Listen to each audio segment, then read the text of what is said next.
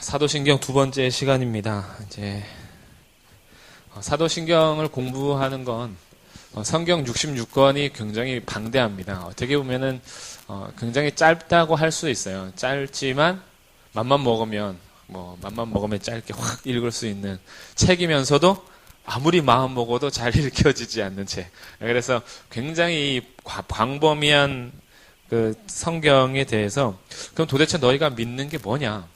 성경이 도대체 무슨 내용이냐?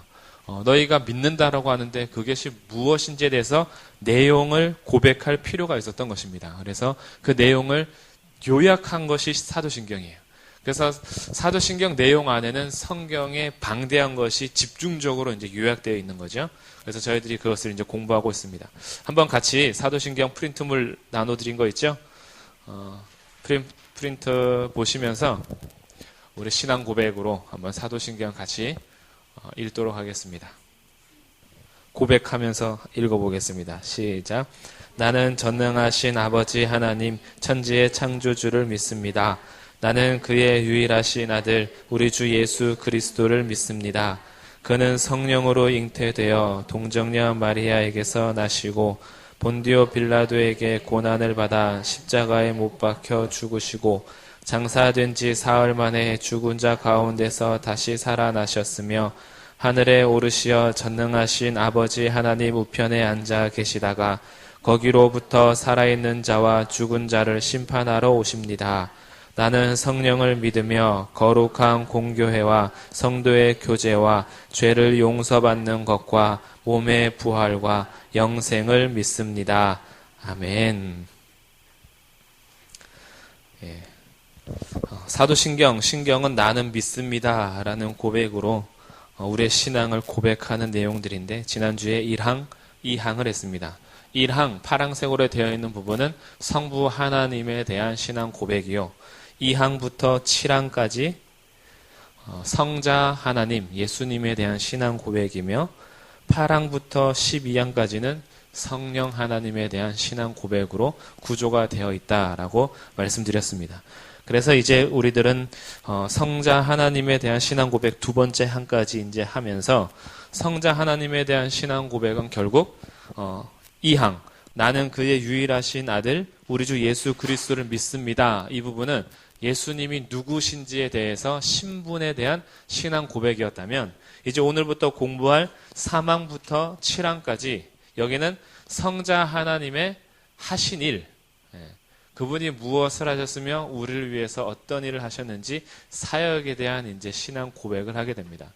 그래서 예수님이 누구시며 오셔서 무엇을 하셨으며 우리가 예수님을 믿는다라는 것은 어떤 예수님을 믿는 거며 예수님께서 무엇을 하셨음을 믿는 것인가 라는 것을 같이 고백할 수 있는 거죠. 그래서 우리 이제 2항, 3항 들어가기 전에 성부 하나님, 성자 하나님, 성령 하나님 에 대해서 우리가 신앙을 고백한다라고 할 때 빠질 수 없는 이제 우리 공부할 내용이 삼위일체에 대한 신학적 내용입니다.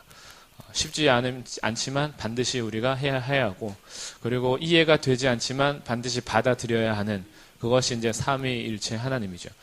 우리 찬송가 8장 있잖아요. 거룩 거룩 거룩 전능하신 주여 하면서 맨 끝에 성삼위일체 우리 주로다. 앞부분에는 다 그거예요. 찬양 성부 성자 성령 삼위일체 뭐 이렇게 그 성부 성자 성령에 대한 찬양 고백들이 찬송가 앞부분에 계속 나오죠. 그래서 저희들이 예배 드리면서도 계속 고백하는 내용들이 성부 성자 성령이었고 이 천지가 만물들아 복 주시는 주여와 전능 성부 성자 성령 찬송하고 찬송하제. 그 앞부분의 송령 부분 찬송에 들어가는 부분은 다 성부 하나님, 성자 하나님, 성령 하나님에 대한 신앙 고백을 담고 있어요. 근데 우리들이 그냥 삼위일체 하나님이라는 것 자체가 어렵다라는 이유로 그냥 대충 넘어가 버리는 거죠. 그러다 보니까 정말 성부, 성자, 성령, 성삼위일체 우리 주로다라고 고백하는 내용들에 있어서 깊이가 사람마다 이제 다른 겁니다. 그래서 삼위일체 하나님, 우리는 이 하나님을 어떻게 도대체 알 수 있으며 도대체 이분이 누구신가라는 것을 알 때 우리가 하나님을 믿는다라고 하는 것은 성경을 통해서만 알 수가 있습니다. 성경을 주시지 않으셨다면 우리가 하나님에 대해서 알 길이 그렇게 많지 않습니다. 자연을 통해서 창조하신 하나님에 대해서 찬양할 수는 있지만 성경을 통해서 우리에게 자신을 나타나지 않으셨다면, 내가 이런 하나님이야 라고 가르쳐주지 않으셨다면 우리는 하나님에 대해서 모르죠. 하나님은 성경 이 66권 안에 갇혀 계시는 분은 아니에요. 하나님께서 인간에게 자신을 알려주시기 위해서 성경 속에 자신을 나타내 주신 겁니다. 그러다 보니까 우리의 믿음은 성경과 떨어질 수가 없어요. 성경 덮어놓고 믿는다라는 고백은 그건 누구나 다 믿을 수 있는 겁니다. 그냥 믿음은 다 있어요. 뭘 믿는지 무엇을 믿는지가 문제지 성경 덮어놓고 내가 만들어내는 하나님 가능합니다. 우리 그거 있잖아요. 애국가를 부를 때 하느님이 보호하사 이러면 초등학교 때 저는 꼭 그것을 하나님이 보호하사 어떻게 해서든지 하나님에 대한 신앙을 고백하기 위해서 하느님이 아니라 하나님이라고 고백하고 막 이랬어요. 사실 내용을 깊이 생각하면 그것도 아닌데 거기서 우리나라 사람들이 애국가 부를 때 하느님이 한다라고 해서 그러면 천주교에서 말하는 그 하나님을 다 생각할까요? 그렇지 않거든요. 하늘님이에요. 하늘. 그냥 하늘에 계신 그 어떤 분인 거예요. 그러니까 하느님이라고 부른다라고 해서 다 천지를 창조하시고 독생자 예수를 보내주신 하나님 아버지를 믿는 그런 내용이 아닌 겁니다. 그러니까 하늘님에 대해서 천지신명님께 그냥 하는 거예요. 그러다 보니까 우리의 신앙 고백이 그냥 하나님을 믿습니다가 아니에요. 도대체 어떤 하나님을 믿느냐 이게 문제죠. 그럼 어떤 하나님이냐라고 할 때 반드시 알아야 되는 게 성경에서 나는 누구야라고 가르쳐주신 하나님을 믿는 거죠. 그러다 보니까 문제가 생깁니다. 하나님은 이 안에 갇혀 계시는 분도 아니고 사람의 생각 속에서 정리되거나 이해될 수 있는 초월하신 분이다 보니까 우리가 성경의 내용 안에서 초월하는 분야가 나오면 이해가 안 돼요. 여기에서 이제 갭이 생깁니다. 그러면 하나님께서 어차피 너희들은 날 이해 못하니까 그냥 알아서 믿어 이렇게 하셨느냐? 그러면 성경을 문화 속에서 주시지 않았겠죠. 히브리 문화 가운데 성경을 주셨단 말이죠. 그리스 문화 가운데 신약 성경을 주셨단 말이죠. 그래서 히브리어와 헬라어라는 문화권 아래서 인간이 이해할 수 있는 언어로 주신 거예요. 그럼 인간이 이해할 수 있는 언어로 주셨다라는 것은 생각하고 하나님께서 나타내신 것들을 이해하고 믿을 수 있도록 하셨다라는 거예요. 그래서 이제 성경을 읽을 때 우리가 중요한 출발점이 있습니다. 하나님은 다 이해할 수 있는 건 아니다. 그러나 하나님은 완전히 이성을 무시하는 것도 아니다. 두 가지가 이제 동시에 작용이 됩니다. 그래서 공부하시는 게 중요한 거예요. 공부를 하면서 공부한다고 해서 다 이해할 수는 없지만 하나님께서 성경에서 나타나신 부분들을 조목조목 따지고 거기서 찾아내서 하나님이 어떤 분인지 이제 신앙 고백을 하게 됩니다. 그러다 보니 삼위일체가 나오는 거예요. 이해가 되지 않는 하나님에 대한 성호라고 해야 될까요? 하나님에 대해서 우리가 이름을 이제 하나 생기게 되는 거죠. 창세기 1장 26절 같이 보겠습니다. 성경을 그대로 한번 이제 따와 보는 거예요. 성경에서 도대체 하나님이 어떻게 자신을 나타내셨는지. 창세기 1장 26절. 26절 같이 27절까지 같이 읽겠습니다. 시작.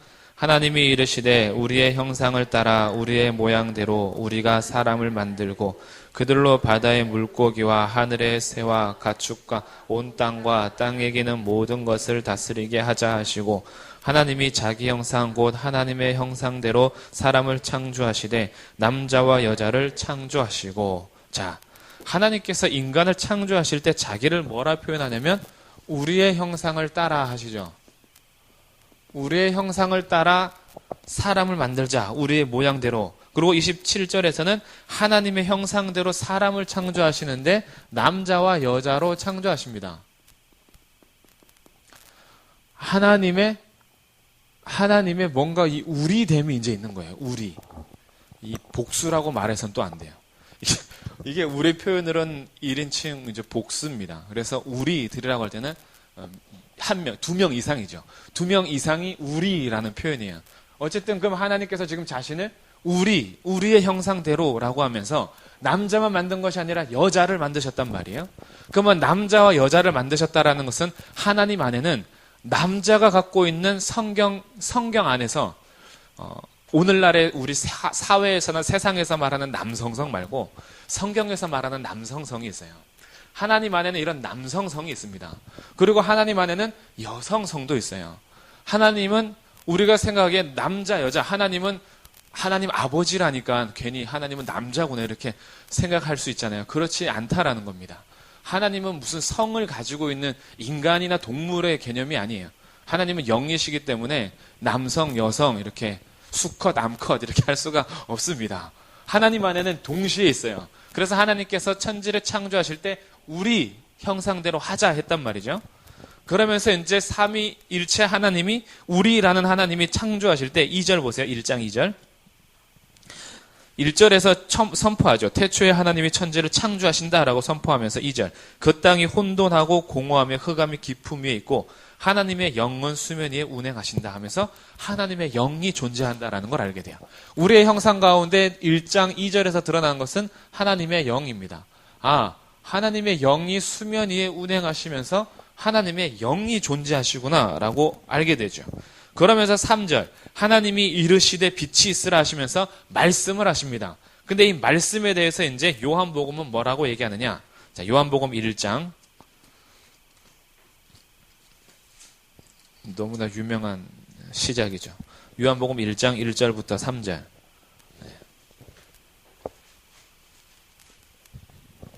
요한복음 1장 1절부터 3절.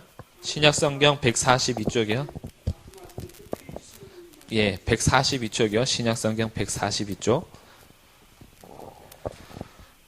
1절부터 3절 같이 읽겠습니다. 시작. 태초에 말씀이 계시니라. 이 말씀이 하나님과 함께 계셨으니 이 말씀은 곧 하나님이시니라. 그가 태초에 하나님과 함께 계셨고 만물이 그로 말미암아 지은 바 되었으니 지은 것이 하나도 그가 없이는 된 것이 없느니라. 아멘.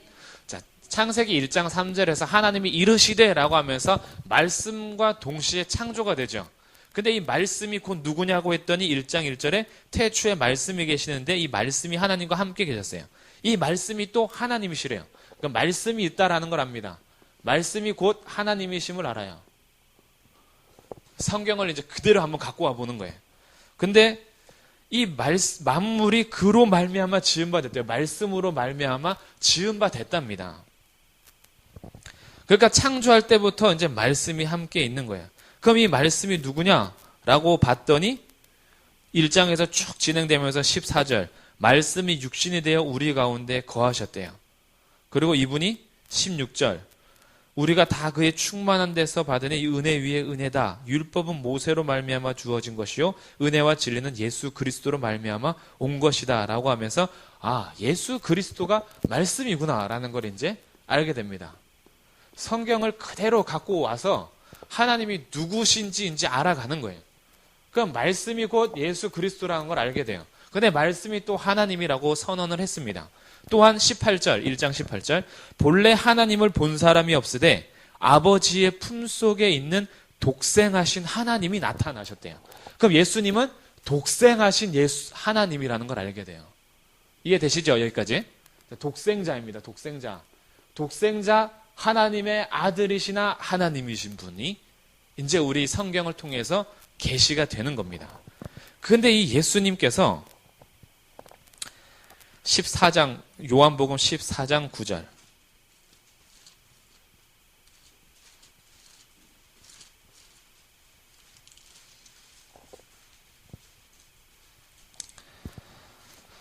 예수님께서 이제 말씀하세요. 14장 9절 예수께서 이르시되 빌립아 내가 이렇게 오래 너희와 함께 있으되 내가 나를 알지 못하느냐 나를 본 자는 아버지를 보았거늘 어찌하여 아버지를 보이라 하느냐 라고 하면서 예수님께서 계속해서 공생사 속에서 아버지 하나님을 부릅니다. 그렇죠? 아버지가 계시는 거예요.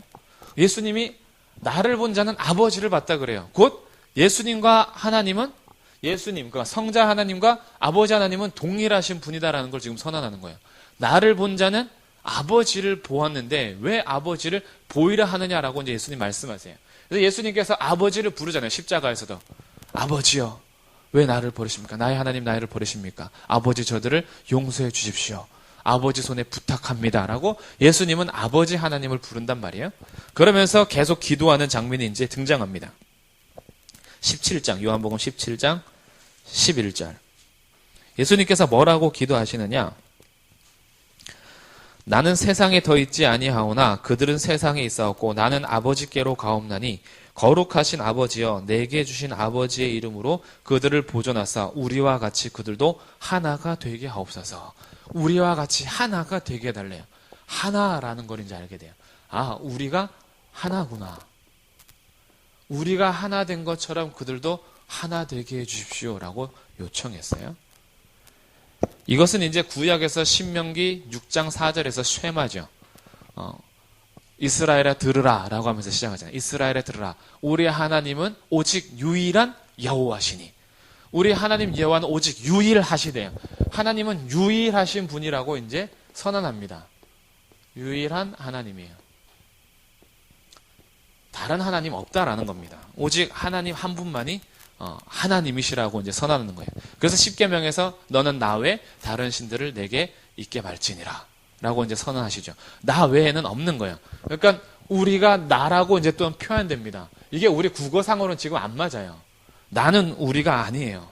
단수와 복수가 같이 쓸 수가 없습니다. 근데 여기에 대해서 이제 명확하게 나타나는 게 어디냐? 마태복음 28장 예수님께서 명령하시면서 이제 등장하는 이름에서 이제 명확하게 드러납니다. 마태복음 28장 신약성경 52쪽이요. 28장 18절부터 예수님께서 이제 명령하시죠.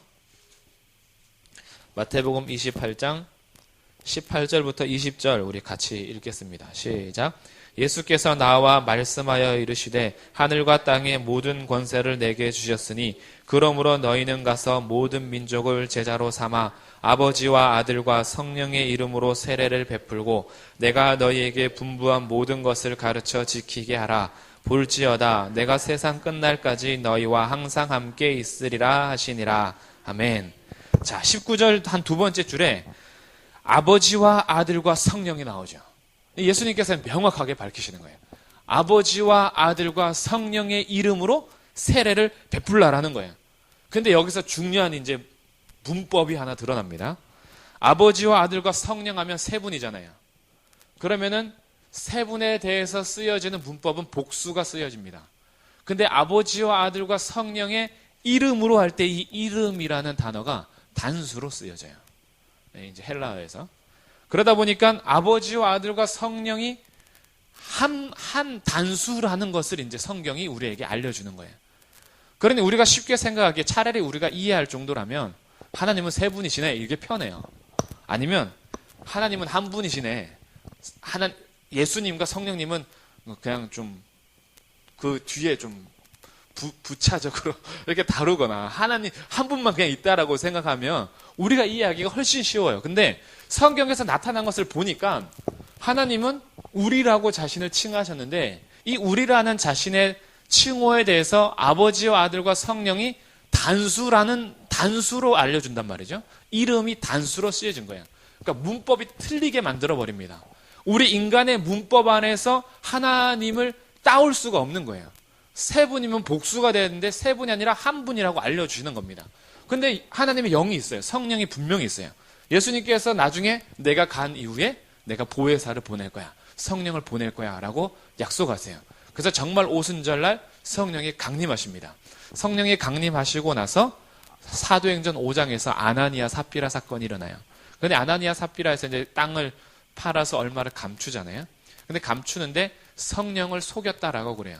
성령을 속이고 얼마를 감췄다라고 표현하는데 그 뒤에 가서 베드로가 뭐라 하냐면 너는 사람을 속인 게 아니라 하나님을 속였다 그래요. 그러니까 성령을 속인 게 곧 하나님을 속인 거다라는 거죠. 하나님에 대해서 거짓말했다라는 겁니다. 그래서 성령도 곧 하나님이라는 것을 이제 알려주는 장면들이에요. 그러니까 분명히 성경 속에서 성령이 계셔. 그리고 이 성령도 하나님이셔. 분명히 예수님이 계셔. 예수님도 하나님이셔. 분명히 이 예수님이 아버지 하나님을 부르셔. 이게 뭐야? 이렇게 된 거예요. 아버지 성부가 계시고 아들 성자가 계시고 보내신 성령이 계시는데 이분들은 다 하나님이시다. 그리고 이분들은 각각이 또 존재하신다. 이게 이해할 수 없는 사건이 발생됐어요. 그래서 초대교회 때 이것을 이해하기 위해서 만들어내는 이제 단어들이 생기기 시작합니다. 이해하기 위해서. 인간의 호기심과 우리의 이해에 따라서 맞춰버리는 거예요. 그래서 이렇게 얘기합니다. 구약에는 하나님이 아버지 하나님으로 존재하셨다가 신약에 와서 이 아버지 하나님이 하늘 보좌를 버리고 이 땅에 예수님으로 오셨어. 그리고 나중에 이분이 십자가에서 죽으시고 부활하신 다음에 이분이 성령으로 오신 거야. 예를 들어서 나는 집에 가면 아빠야, 교회 오면 목사야, 밖에서 친구를 만나면 야 선은아 이렇게 불러. 그러니까 한 명인데 각각의 위치에 따라서 다른 형태로 나타난 거야 라고 얘기해요. 이단입니다. 이단이에요. 이렇게 시대에 따라서 다르게 나타난 거야 라고 했어요. 그렇게 되면 왜 이단이라고 되냐면 예수님이 그럼 십자가에서 아버지 부를 때 뭐야 그 아버지는 자기 아버지가 자기가 왔는데 자기 혼자서 지금 그 연극하는 거예요. 아버지가 안 계신데. 그래놓고 그래요. 성령을 보내겠대요. 자기가 올 거면서. 이렇게 슉 오는 거예요. 이게 말이 안 되는 거예요. 성경에서는 그렇게 가르쳐 주지 않았다. 그래서 아니야 라고 했어요. 그러다 보니까 나는 한 명이지만 어디 장소에 따라서 이름이 달라진다라고 설명하는 삼위일체는 잘못된 겁니다. 우리의 이해를 돕기 위해서 접근했다가 오히려 하나님의 위치를 완전히 무시되는 거예요. 그래서 이제 그 다음에 이거는 이제 한 분을 강조하다가 그랬잖아요. 그러니까 아니야. 그러면 세 분을 이제 강조합니다. 하나님 계시고 예수님 계시고 성령님 계셔. 그런데 하나님만 진짜 완벽한 신이고 예수님은 여기서부터 태어났으니까 피조물 중에서 으뜸일 뿐 하나님은 아니야. 이렇게 된 거예요. 피조물에서는 그래 최고야. 피조물 중에서는. 근데 결국 그도 하나님으로부터 피조된 피조물에 불과해 라고 된 거죠. 성령도 그냥 보내신 영, 어떤 권능으로서 하나님의 능력으로서만 이제 이해하게 됩니다. 이것도 이단이에요. 잘못된 거예요. 예수님은 분명히 자기가 하나님이라고 이제 얘기하시거든요.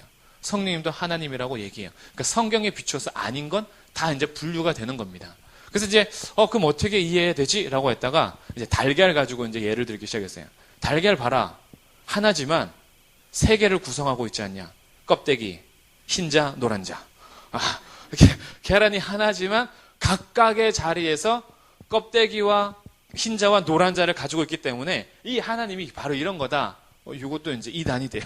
왜냐하면 껍데기의 본질과 흰자의 본질과 노란자의 본질이 다르기 때문에 그래요. 같지가 않잖아요. 하나를 설명하다 보니까 이렇게 됩니다. 그래서 함부로 삼위일체를 얘기 안 하게 됐어요.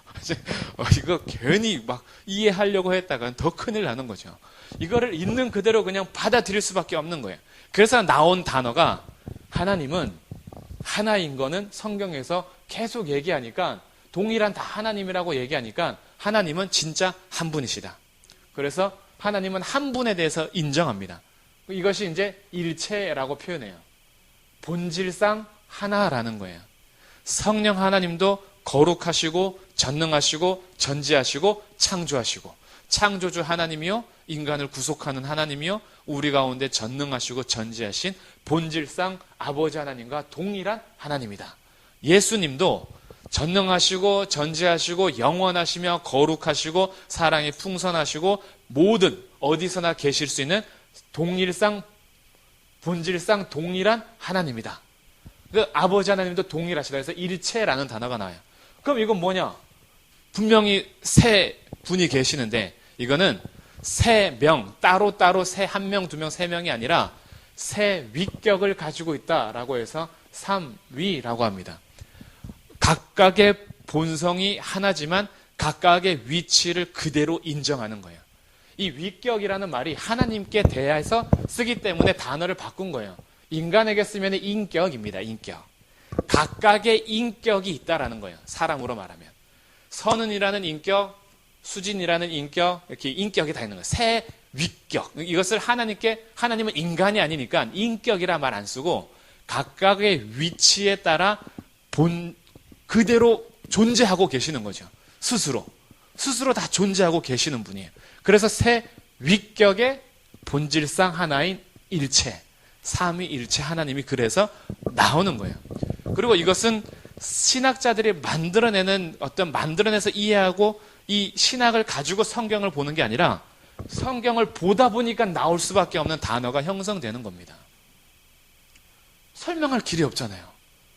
이 하나님이 만약에 우리가 죄를 짓지 않고 구원이 필요 없었다면 전혀 문제가 되지 않습니다. 그냥 그 하나님이 천지를 창조하시고 만물을 붙들고 계시고 흘러갔으면 전혀 궁금하지도 않고 문제도 되지 않아요. 문제는 하나님이 예수님으로 오셔서 우리를 구속하신 역사를 성경에 기록하다 보니까 인간의 이해를 초월한 부딪힘이 생긴 거예요. 이성하고. 인간에게는 이해가 안 되는 거죠. 아, 3명이면 3명이고 1명이면 1명이지. 아, 무슨 새 위격으로 존재하시는데 본질상 하나래. 우리의 이성에서 이제 안 되는 거야. 근데 이제 우리가 이것을 믿는 믿음을 고백하는 겁니다. 왜냐하면 여기에서 이제 초월의 단어가 들어와요. 하나님은 우리가 이해해서 믿을 수 있는 분이 아님을 인정하는 겁니다. 우리가 믿는 믿음은 성경에서 기록된 대로 믿는 거예요. 그래서 성경 신앙이 그렇게 중요한 겁니다. 내가 이해해서 그냥 나는 이해 안 되니까 나는 그냥 아버지 하나님만 믿을래. 에이, 됐어. 귀찮아. 이런 무슨 삼위일체. 에이, 안 해. 이러고 막 포기하고 나는 그냥 한 분 하나님, 이분만 그냥 믿을 거야. 라고 엄청 열심히 믿어요. 잘못된 믿음이죠. 열심은 인정합니다. 열심은. 근데 그 열심이 믿음이 좋다라고 판단 안 돼요. 하나님께서 믿음이 좋다라고 판단하시는 것은 성경대로 믿는 걸 믿음이 좋다라고 합니다. 우리의 정성, 지극정성과 우리의 열심을 좋다라고 하는 게 아니에요. 성경을 있는 그대로 받아들이고 성경을 믿는 그 믿음을 인정하시는 거예요. 그러다 보니까 성경에 나타난 대로 믿게 되는 겁니다. 여기서 이제 삼위일체가 출발이 돼요. 근데 여기에서부터 이제 두 번째가 시작이 된다라는 거예요. 이 성삼위, 똑같이 하나님으로 계셨던 삼위일체 하나님 중에 제2위격이신 성자 하나님께서 탄생하시는 고백이 삼항입니다. 자, 삼항만 한번 읽어볼까요? 삼항, 세 번째죠. 시작. 그는 성령으로 잉태되어 동정녀 마리아에게서 나시고.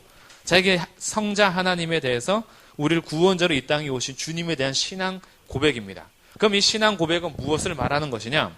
예수님의 신성과 인성을 믿습니다라는 신앙 고백이에요. 자, 성령으로 잉태되사 이것은 예수님의 신성입니다.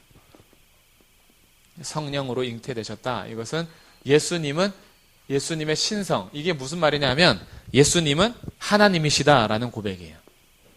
예수님은 하나님이십니다. 그리고 두 번째, 뒤에 나오는 동정녀 마리아에게서 나시고, 동정녀 마리아에게서 나셨다라는 것은 예수님의 인성을 믿습니다라는 고백이에요. 예수님은 완전한 인간이시다. 이 고백을 담는 내용이 그는 성령으로 잉태되어 동정녀 마리아에게 나셨다라는 고백이에요. 예수님을 얘기할 때 예수님은 이제 삼위일체신 하나님이라는 것은 제가 간략하게 설명을 드렸어요. 하나님에 대해서는 우리가 이제 받아들인 겁니다. 그 이해를 뛰어넘어서. 그래서 예수님은 하나님이야. 오케이, 됐어요. 근데 예수님은 또 완전한 사람이에요. 그래서 예수님 안에는 부딪히지 않는 두 본성이 존재합니다. 50대 50이 아니에요. 반은 하나님, 반은 사람. 이런 거 아니에요. 7대 3도 아니에요. 70%는 하나님, 30%는 인간. 이런 거 아닙니다. 100% 하나님이면서 100% 사람이에요. 그럼 이게 부딪혀야 되는데 부딪히지 않아요.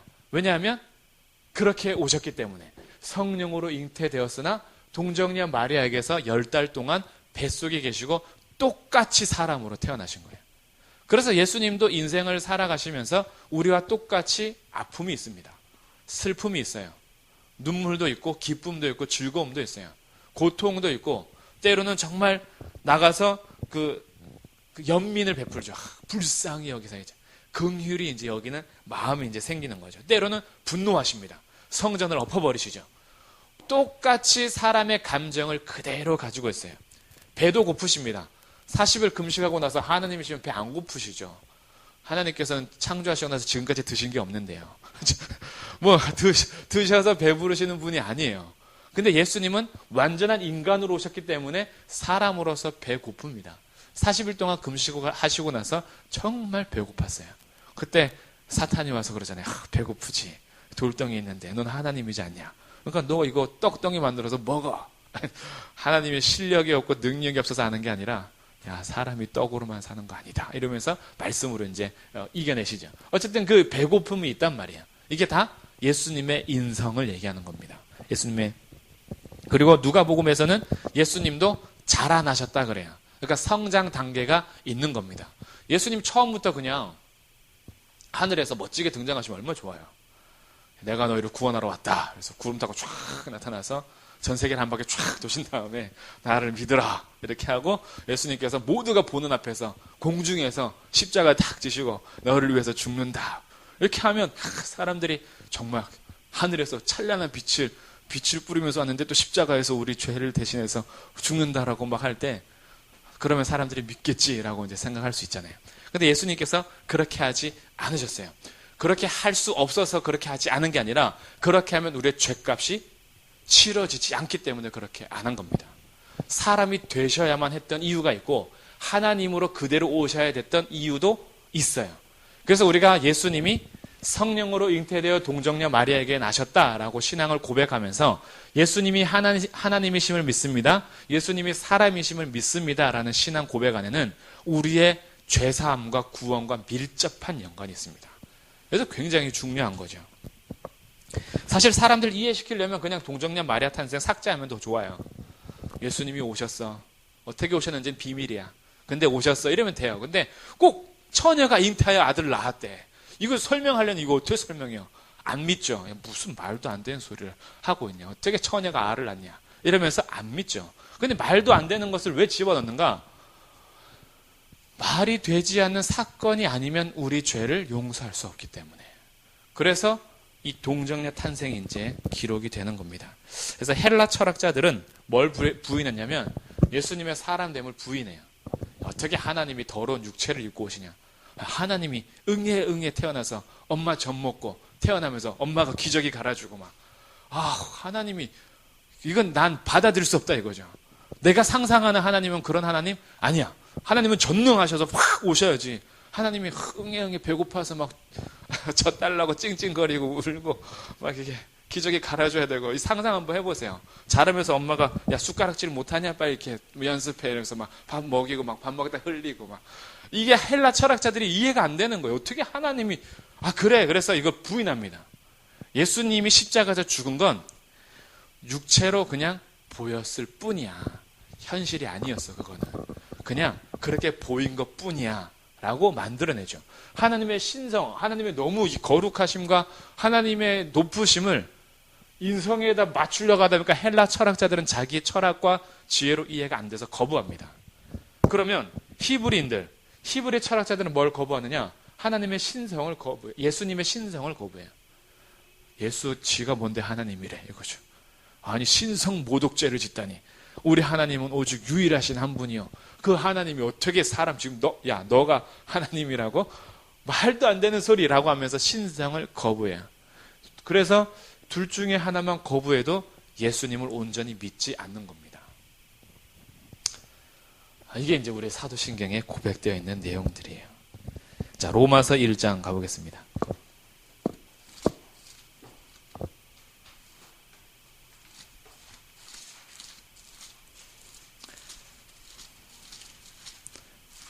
로마서 1장 239쪽 로마서 1장 2절부터 4절 신약성경 239페이지 로마서 1장 2절부터 4절 같이 읽겠습니다. 시작.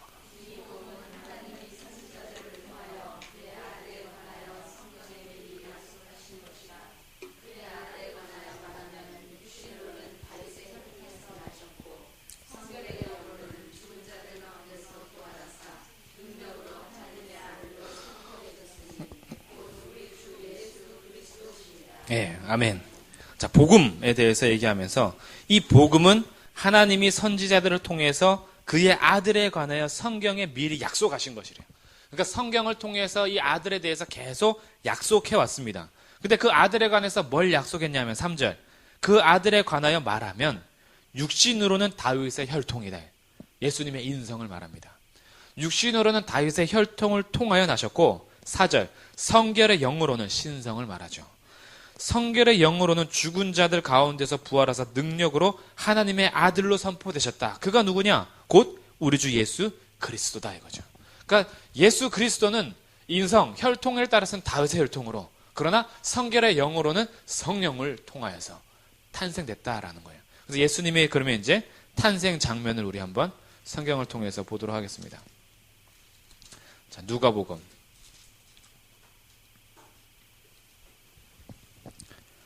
1장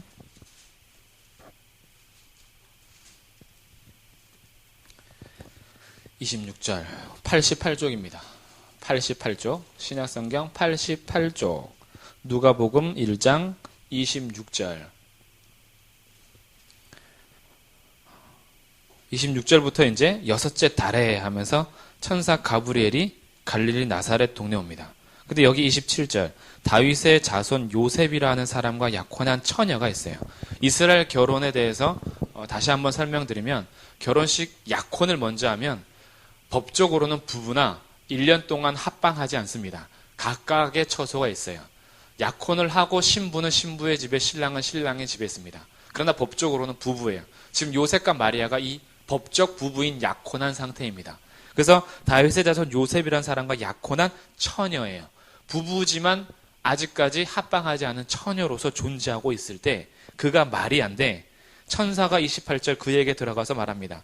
은혜를 받은 자여 평안할지어다. 주께서 너와 함께 하신다. 깜짝 놀라죠? 그러니까 30절 마리아여 무서워하지 말아라. 내가 하나님께 은혜를 입었다. 보라 내가 잉태하여 아들을 낳으리니 그 이름을 예수라 하라. 그랬더니 34절 더 깜짝 놀라면서 아니 나는 남자를 알지 못하는데 어찌 일이 있으리이까. 남자를 모르는데 어떻게 잉태합니까? 35절 천사가 대답하여 이르되 성령이 내게 임하시고 지극히 높으신 이의 능력이 너를 덮으시리니 이러므로 나실 바 거룩한 이는 하나님의 아들이라 일컬어지리라. 자, 너는 남자를 통해서 아이를 낳는 게 아니야. 성령이 내게 임하시고 그 능력이 너를 덮어서 거룩한 이가 탄생하실 건데 그는 하나님의 아들이다 라는 거예요. 그래서 이제 말씀대로 이루어지다라고 하면서 진실로 이제 그 말씀대로 마리아 가운데 성령이 잉태되어 이제 거룩한 자 이 하나님의 아들이 이제 잉태되는 장면인 거죠. 근데 이제 요셉은 다윗의 자손이라고 이제 얘기했죠. 마태복음 1장 족보에서도 이것은 그대로 드러납니다. 아브라함과 다윗의 자손 예수 그리스도의 세계다라고 하면서 아브라함이 이삭을 낳고 이삭이 유다를 야곱을 낳고 하면서 쭉 연결되면서 요셉이 바로 아버지가 이제 야곱으로서 다윗의 혈통, 아브라함과 다윗의 혈통으로 요셉이 이제 자리를 차지하고 있어요. 이제 여기서 마리아가 이제 결혼을 하는 거죠. 그럼 마리아에 대해서 족보는 누가복음이 이제 기록해 줍니다. 누가복음 3장에서 족보가 쭉 이제 이어가는데 이 족보는 그 마태복음 때는 위에서부터 이렇게 내려왔어요. 아브라함부터 시작해서 다윗 그리고 요셉까지 와서 예수님이 탄생하죠. 그래서 아브라함의 자손이요 다윗의 자손이라는 것을 기록을 해놨어요. 근데 누가복음 3장의 기록은 위에서부터가 아니라 밑에서부터 이제 올라갑니다. 그래서 쭉 올라가요. 23절 예수께서 가르치심을 시작하실 때 30세쯤 된다. 사람들이 아는 대로 요셉의 아들이니 요셉의 위는 헬리, 그 위는 맏닷, 그 위는 레위 하면서 이제 위로 올라가죠. 그래서 위로 점점 올라가다가 31절 그 위는 멜레아, 그 위는 맨나, 그 위는 맏다다요, 그 위는 나단이요, 그 위는 다윗이다 하죠. 이 마리아 족보 위로 올라가도 다윗이 있어요.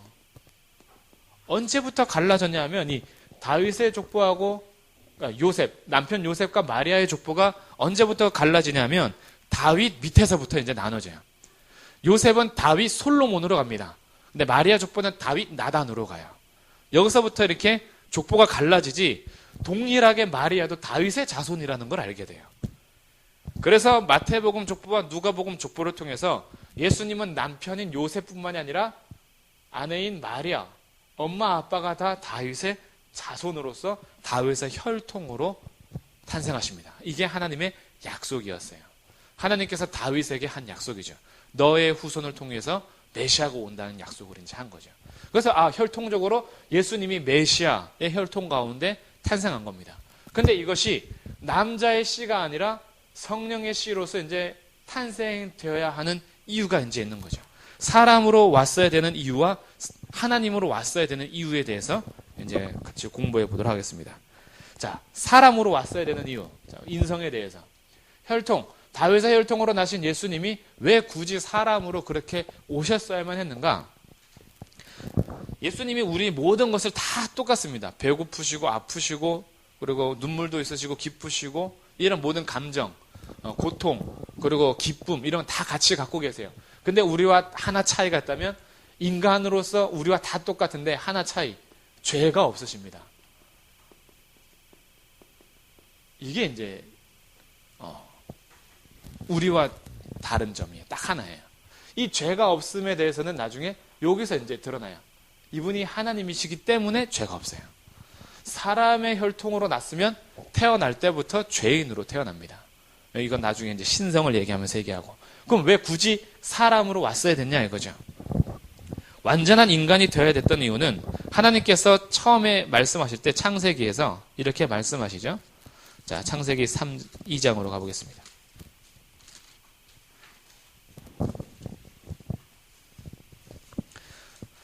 창세기 2장 17절.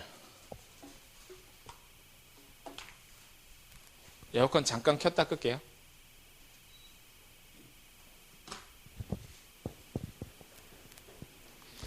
자, 창세기 2장 17절. 선악을 알게 하는 나무의 열매는 먹지 말라. 내가 먹는 날에는 반드시 죽으리라. 선악을 알게 하는 나무 실과의 명령 가운데 뭘 걸어놓고 하냐면 생명을 걸고 하시죠. 그러니까 여기서 이제 죄의 삭시 사망이라는 것이 나오는 겁니다. 너가 먹으면 반드시 죽는다라고 하면서 생명이 담보로 되어 있습니다. 그래서 죄의 값은 사망이에요. 죄의 삭은 사망이에요. 그러니까 죄를 치르려면 생명을 치러야 되는 것이 이미 창세기 명령에서부터 드러나는 하나님의 법칙입니다. 이 생명으로 갚지 않으면 죄의 값이 되지 않습니다. 그러면 생명으로 갚아야 하는데 문제가 있어요. 죄를 갚으려면 죄 없는 생명이 필요해요. 그리고 사람이 죄를 지었기 때문에 사람이 필요합니다. 구약에서는 계속해서 무엇으로 죄값을 치러내면 양, 소, 비둘기, 염소 이런 짐승, 정결한 짐승으로 죄값을 치렀죠. 그건 이제 문제가 생겨요. 창조에서 우리 살펴봤던 것처럼 인간과 피조물은 근본적으로 차이가 있습니다. 인간은 하나님의 형상대로 지음을 받았어요. 다른 피조물하고 하나님께서 처음부터 구별하셨습니다. 가치가 완전 달라요. 근데 어떻게 사람의 죄값이 사람이 아닌 짐승이 죄값이 될 수 있느냐? 안 되는 거죠. 그렇기 때문에 짐승은 날마다 잡아야 했습니다. 번제를 매번 드려야 했어요. 왜냐하면 짐승과 사람은 가치 자체가 다르기 때문에 사람의 생명을 짐승이 대신할 수는 없죠. 누가 자기 아들을 아무리 호랑이가 좋다 해도 야, 호랑이랑 아들이랑 바꿔. 이렇게 안 하죠. 사람하고 짐승하고는 존재 가치 자체가 다릅니다. 그런데 짐승을 잡으면서 사람의 죄가 용서될 수 없어요. 구약의 제사의 한계입니다. 구약에서 아무리 그 양들을 계속 매일 잡아도 평생 내 죄값을 치러주지 못하는 이유는 그는 짐승이기 때문에 그래요. 그래서 사람의 죄값을 치르려면 사람이 필요했던 겁니다.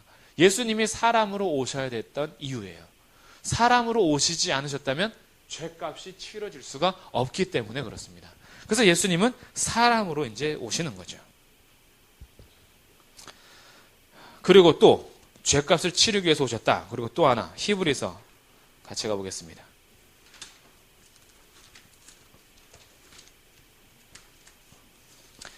히브리서 2장. 자, 신약성경 355쪽. 신약성경 2장 14절.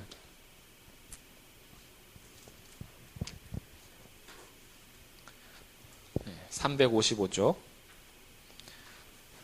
자, 14절 보세요. 자녀들은 혈과 육에 속하였음에 그도 또한 같은 모양으로 혈과 육을 함께 지내심은 이렇게 나오죠. 자, 예수님이 같은 모양, 자녀들처럼 같은 모양으로 혈과 육을 지내신 것은 죽음을 통하여 죽음의 세력을 잡은 자 곧 마귀를 멸하시기 위해서. 나오죠. 예수님께서 똑같이 혈과 육, 사람으로 오신 이유는 사람의 죽음을 통해서 죽음의 세력을 완전히 멸하기 위해 사람으로 오셨다라는 거예요. 뒤에 가서 더 설명이 나와요. 15절. 또 죽기를 무서워함으로 한평생 매어 종로로 타는 모든 자들을 놓아주시려고. 사람은 이제 죄로 인하여서 죽음이 찾아오는 것을 알고 죽음에 대한 두려움이 있습니다. 무서움이 있어요. 그래서 예수님께서 사람으로 오셔서 죽음의 권세와 세력을 다 깨트리신 거예요. 내가 완전한 승리를 취한 겁니다. 죄로 인하여 사망이 온 것에 대해서 완전히 값을 지불함으로 사람으로 그 죽음의 세력을 이기신 거죠. 그래서 17절. 그러므로 그가 범사의 형제들과 같이 되심이 마땅하다. 이는 하나님의 일에 자비하고 신실한 대제사장이 되어 백성의 죄를 속량하려 하심이라. 그가 시험을 받아 고난을 당하셨은즉 시험 받는 자들을 능히 도우실 수 있느니라. 사람으로 오셔서 똑같이 감정을 가지시고 똑같이 아픔을 겪으시기 때문에 오늘도 시험 당하는 자들을 능히 도우실 수 있습니다. 그래서 예수님께서 사람으로 오셔야 됐던 이유는 죄값을 치르기 위해선 사람이 필요했고, 사람으로 오셔서 사람들이 무서워하는 사망의 권세를 깨트리시면서 사탄에게 마귀에게 종로로 타던 사람의 인생을 사람으로 오셔서 완전히 끊어버리신 거예요. 사람으로 오신 이유입니다. 그리고 우리의 연약함을 사람으로 하시는 거예요. 너희들 배고픔 안다. 맨날 뭐 먹는지 걱정하는 거 나 무시하지 않아.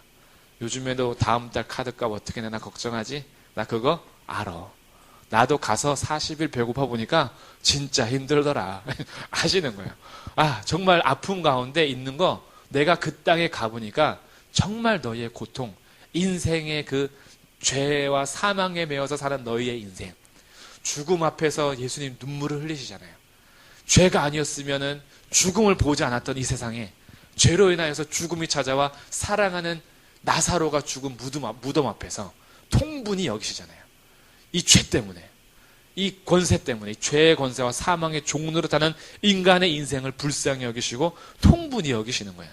그러면서 너희들이 죽음 앞에 두려워하는 것 안다. 오늘도 혹시나 죽지 않을까? 혹시 내 자녀 어디 갈 때 사고 나진 않을까? 걱정하는 부모의 심정 나 안다라는 거예요. 그래서 너희들 걱정하는 건 나한테 갖고 오라는 겁니다. 내가 아니까. 내가 도울 수 있다라는 거예요. 오늘도 물질적인 문제 때문에, 육체적인 고통 때문에, 어떠한 정신적인 아픔 때문에 너희들이 두려워하고 그리고 인생 속에서 피곤해하고 힘들어하는 것 내가 도울 수 있다라는 거예요. 시험 받는 자들을 능히 도우실 수 있느니라. 아멘. 다시 한번 읽어볼까요? 2장 18절 시작. 그가 시험을 받아 고난을 당하셨은즉 시험 받는 자들을 능히 도우실 수 있느니라. 아멘. 이것이 다음 사항에서 고백하는 것과 연결이 됩니다. 사항은 이거죠. 본디오 빌라도에게 고난을 받아 십자가에 못 박혀 죽으시고 라고 할 때 이 고난 속에는 십자가 처형만 있는 게 아니에요. 하나님이 육신을 입고 온 것 자체가 고난입니다. 하나님이 상상해 보세요. 헬라 철학자들이 받아들이지 못했던 일들. 하나님이 천지를 창조하시고 사람을 만드셨어요. 근데 그 하나님이 응애 하고 있어요. 응애. 그리고 엄마 줬죠. 이러고 막 엄마 밥 줘. 아, 배 아프네. 화장실도 갔다 오고. 막 형제들 사이에서 죄 때문에 예수님이 막 괴로움을 당하고. 모르겠어요. 혹시 어렸을 때 왕따는 안 당하셨나? 예수님 너무 다르잖아요. 죄가 없으세요. 그러니까 다들 막 1등 되려고 하는데 예수님은 그래, 너 1등이니까. 저 바보야, 바보. 혹시 이런 놀림은 당하지 않으셨을까? 기록이 없으니까 우리는 그냥 상상하는 거예요. 예수님이 인간이 됐다라는 것 자체가 고난의 삶입니다. 성육신 하셨다라는 것 자체가 고난이신 거예요. 빌라도를 앞에 놓은 이유는 빌라도의 치아라는 역사적 사건을 집어넣기 위해서 하는 거예요. 역사 속에 오신 예수님이다 이거예요. 빌라도에게만 고난받은 게 아니라 우리 때문에 고난받으셨죠. 빌라도에게 고난받아서 십자가에 죽은 게 아니라 본디오 빌라도란 이름이 대표로 들어간 것은 빌라도가 치리하던 그 시기에 예수님이 실제적으로 역사 가운데 오셨다라는 것을 증거하기 위해서 신앙 고백 안에 들어있는 겁니다. 그러니 예수님의 고난이 이 정도로 우리 가운데 이제 위로가 되고 우리를 구원하실 수 있는 구원자로 자기의 사람됨을 이제 표현하시는 겁니다. 그래서 예수님의 고난에는 3가지 고난이 있어요. 이건 사항에다가 표시해두면 더 좋을 것 같네요. 예수님의 고난, 첫 번째 고난은 육체적인 고난입니다. 사람으로서 받으신 고난이에요. 두 번째 고난은 정신적 고난이에요. 세 번째 고난은 영적인 고난입니다.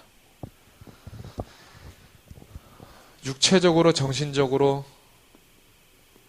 영적으로 다 고난을 받으셨어요. 사람으로 오셔서.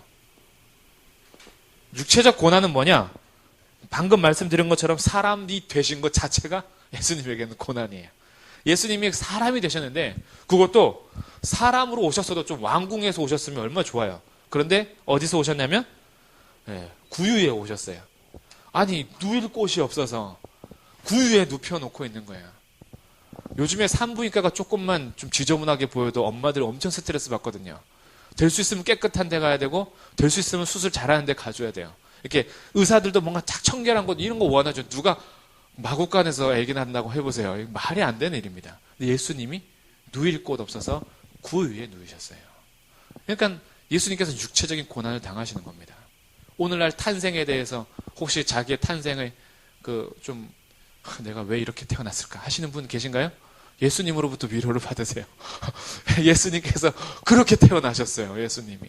예수님 엄마가 돌에 맞아 죽을 뻔했습니다. 저게 약혼은 했으나 아직 합방하지 않은 정식 부부가 아닌데 임신을 했어. 저거 음행이다. 이제 걸리면 바로 돌 쳐 죽이는 거예요.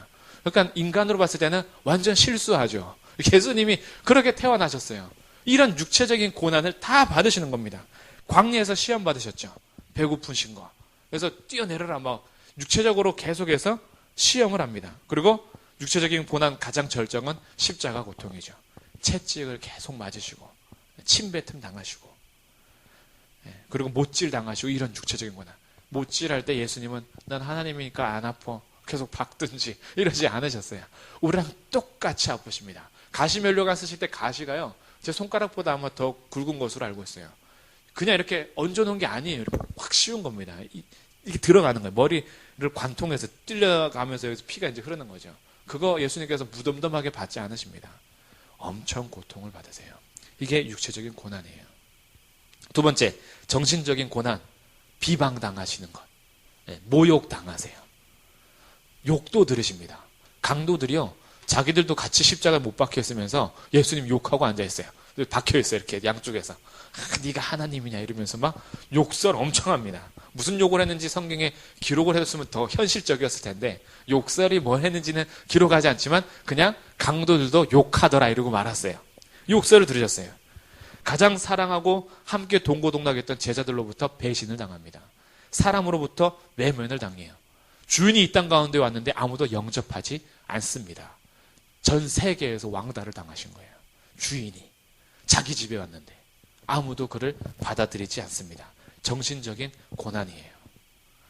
가끔씩 우리 어르신들 어디 집에 갔을 때 며느리가 나를 반가워하지 않을 때 영접하지 않음 위로를 받으세요. 예수님의 정신적인 고난 그거 아십니다. 너도 외면당했냐? 나도 그랬는데. 그래서 그 외면 가지고 상처 가지고 와서 주님 앞에 기도하면요. 네가 더 사랑해야지 이러지 않으세요. 그래 내가 그 마음 안다. 외면당하는 거. 내가 그랬다. 내가. 그래서 마음을 다 쏟아놓게 하셨다니까요. 인간으로 오셔서 우리 모든 것을 다 품으시는 거예요. 구원은 단순히 그냥 사망에서 천국으로 땡 이게 아니에요. 죄로 인해서 무너진 우리의 모든 상처, 쓴뿌리, 우리의 악함, 약함 다 하시는 겁니다. 거기서부터 완전히 치료와 회복을 하시는 거예요. 내가 다 안다라는 거예요. 나도 배신당했어. 나도 아무도 영접하지 않더라. 나 비방당하고 욕설 듣고 모욕당했어. 너도 그러니 나한테 와서 말해. 내가 능히 도울 수 있어 라고 하는 거예요. 영적인 고난, 가장 아주 극도의 고난이죠. 하나님께 버림을 받습니다. 나의 하나님 어찌하여 나를 버리십니까? 엘리 라마 사박다니 하시면서 하나님께 버림을 받으세요. 그래서 하나님께로부터 버림받은 인생을 불쌍히 여기실 수 있는 겁니다. 그 고통이 얼마나 큰지 알아요. 생각해 보세요. 하나님 없다면 어떻게 살아갈 수 있었을 텐가? 하나님이 없었다면 내가 오늘도 무슨 소망을 가지고 살 수 있는가? 그런 적 있지 않으십니까? 그냥 일상생활 속에서는 평범하게 살다가도 어떤 고통이 찾아왔을 때 가끔 그런 생각 들잖아요. 하나님이 없으면 나 죽어도 벌써 몇 번 죽었다 이런 거 있죠. 하나님만 아니었다면 이 세상 떴지 내가. 그래서 이러면서 우리 마음 스스로 위로할 때가 있어요. 하나님 계셨기 때문에 버텼다라는 거예요. 하나님께서 그런 하나님과 영적인 분리의 고통을 아시기 때문에 자기의 자녀들을 회복시키기 위한 하나님의 도우심, 예수님의 도우심이 우리에게 절실히 오늘도 요구되어집니다. 그래서 우리가 오늘도 하나님 없이 못 삽니다. 저 너무 외롭습니다. 저 고통스럽습니다. 하나님과 단절될까 봐 두렵습니다. 하나님 구원의 기쁨을 상실할까 봐 두렵습니다. 이런 영적인 고난이나 고통에 대해서 아뢰는 건 예수님께서 다 들으시고 오늘도 우리를 위해서 하나님 보좌 우편에서 중보하고 계시는 거죠. 누구누구 이름 아시잖아요. 내 이름 아시는 주님께서 눈물 흘리는 거 아시거든요. 마음속에서 눈물 훔치면서 쏟아내는 고통과 아픔 다 아십니다. 그러면서 우리를 위해서 오늘도 위로하시는 거예요. 그래서 예수님께서 사람으로 오셔서 우리 가운데 오셔야만 했던 이유는 우리의 죄값을 치르기 위해서 사람으로 오셔야만 했으며, 사람으로 오셔서 하신 일은 우리의 죄 용서하셨을 뿐만 아니라 우리의 정신적인 고난, 육체적인 고난, 영적인 고난까지도 능히 아시는 주님께서 우리를 지금도 도우시는 거예요. 위로자가 되시고 구원자가 되십니다. 이게 마리아, 동정녀 마리아에게서 나신 예수님의 인성을 믿는 믿음의 고백입니다. 그래서 이 믿음을 고백할 때마다 예수님 앞에 모든 것을 고백하면서 위로를 받으실 수 있습니다. 그리고 예수님은 우리의 모든 상황에서 구원하실 수 있습니다. 그래서 이제 예수님의 신성이 이제 필요한 거죠. 예수님은 완전한 하나님이십니다. 완전한 하나님으로서 자기를 나타내신 것 중에 하나가 요한복음에서 자기 선언을 이제 하시는 거예요. 나는 뭐뭐이다 있죠. 요한복음 6장 35절 나는 생명의 떡이다. 8장 12절 나는 세상의 빛이다. 그리고 10장 7절에서 나는 양의 문이다. 10장 11절에서 나는 선한 목자다. 11장 25절에서 나는 부활이요 생명이다. 14장 6절에서 나는 길이요 진리요 생명이다. 그리고 나는 15장 1절에서 나는 참 포도나무다. 이 요한복음에 7선언이 있습니다. 나는 뭐뭐이다. 이 나는 뭐뭐이다가 히브리어에서 야훼, 여호와입니다. 헬라어로 써졌기 때문에 에고에임이 나는 뭐뭐이다. 영어로 I am. 그러니까 I am 뭐뭐뭐 이렇게 나오는 거예요. 근데 하나님께서 자기의 이름을 우리에게 알려줄 때 나는 스스로 있는 자다. I am 자기는 스스로 있는 자라는 거예요. 그러니까 이것을 따온 것이 예수님의 선언이에요. 나는 뭐뭐이다 라는 것은 내가 하나님이다 라고 선언하는 거예요. 그래서 예수님의 하나님 되심, 하나님이셔야 했던 이유, 첫 번째, 하나님만이 하나님을 바르게 알려주실 수 있기 때문에 그렇습니다. 하나님만이. 이제 신성, 예수님이 하나님으로 오셔야만 했던 이유, 첫 번째, 하나님만이 우리를 바르게 가르쳐 줄 수 있기 때문에. 계시란 용어 쓸게요. 하나님만이 바른 지식을 전해주시고 하나님만이 바르게 계시해 줄 수 있었기 때문에 예수님께서 오셔서 선언한 진리만이 참이라는 겁니다. 하나님만 참이기 때문에. 그래서 예수님이 신성, 하나님으로 오시는 것은 하나님만이 하실 수 있는 진리 선포이죠. 진리 선포. 내가 진리다라는 거예요. 내가. 다른 무엇이 진리가 아니라 내가 진리야. 그래서 예수님만이 진리를 바르게 참으로 가르칠 수 있습니다. 두 번째, 구원의 능력은 사람에게 있는 것이 아니라 하나님께 있기 때문에 그렇습니다. 구원의 능력은 오직 하나님께 있어요. 예수님께서 완전한 사람으로만 오셔서 우리의 고통을 다 하셨다 해도 예수님이 하나님이 아니셨다면 우리를 구원하실 수 없습니다. 어떻게 사람이 우리를 구원해요? 하나님만이 구원하실 수 있는데. 그래서 하나님이 이 땅 가운데 오셔야 했던 거예요. 사람으로 오셔야 했던 이유는 앞에서 설명드렸으니까. 하나님이 그래서 하나님으로 그대로 오셔야 했던 겁니다. 다른 누구 대리를 세운 게 아니라 구원할 도구로서 다른 것을 세울 수가 없었어요. 하나님만이 하실 수 있었기 때문에 그렇습니다. 그래서 하나님이 스스로 오시기로 결정하신 거예요. 세 번째, 하나님만이 하나님의 영광을 회복할 수 있기 때문에 그렇습니다.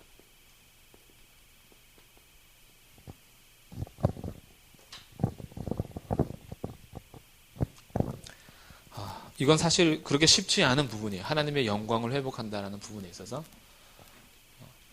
죄로 인해서 깨진 것이, 가장 크게 깨진 것이 하나님의 영광입니다. 하나님의 질서를 깨트려 버리고 창조의 모든 영광을 완전 무너뜨렸어요.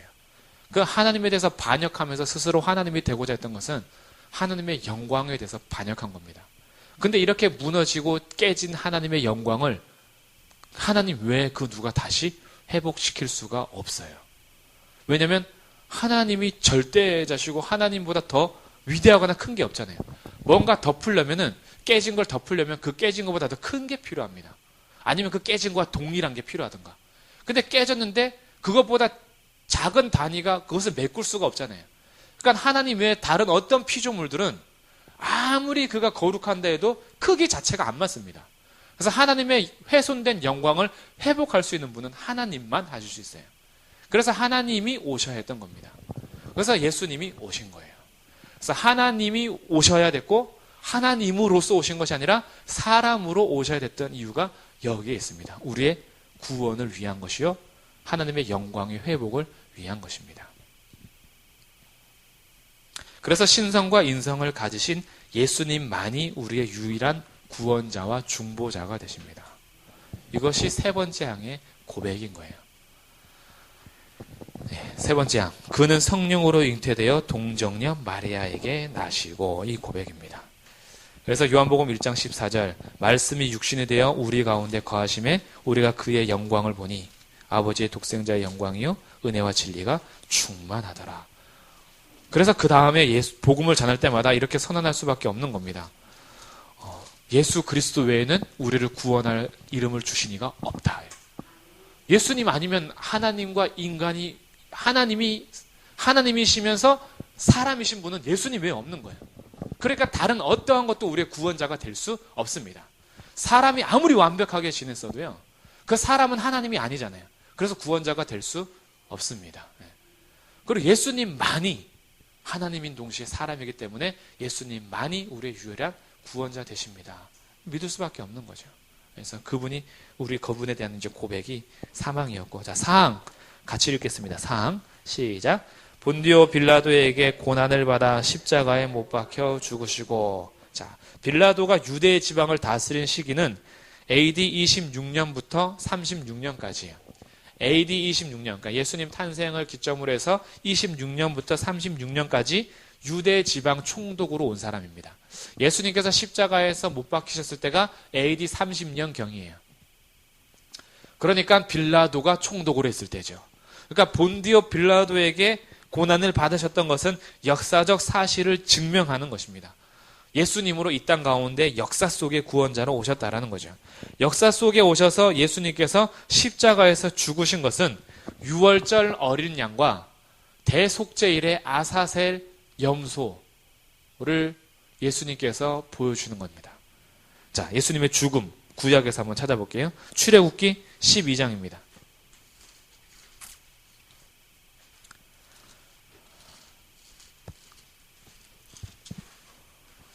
출애굽기 12장 구약성경 99쪽.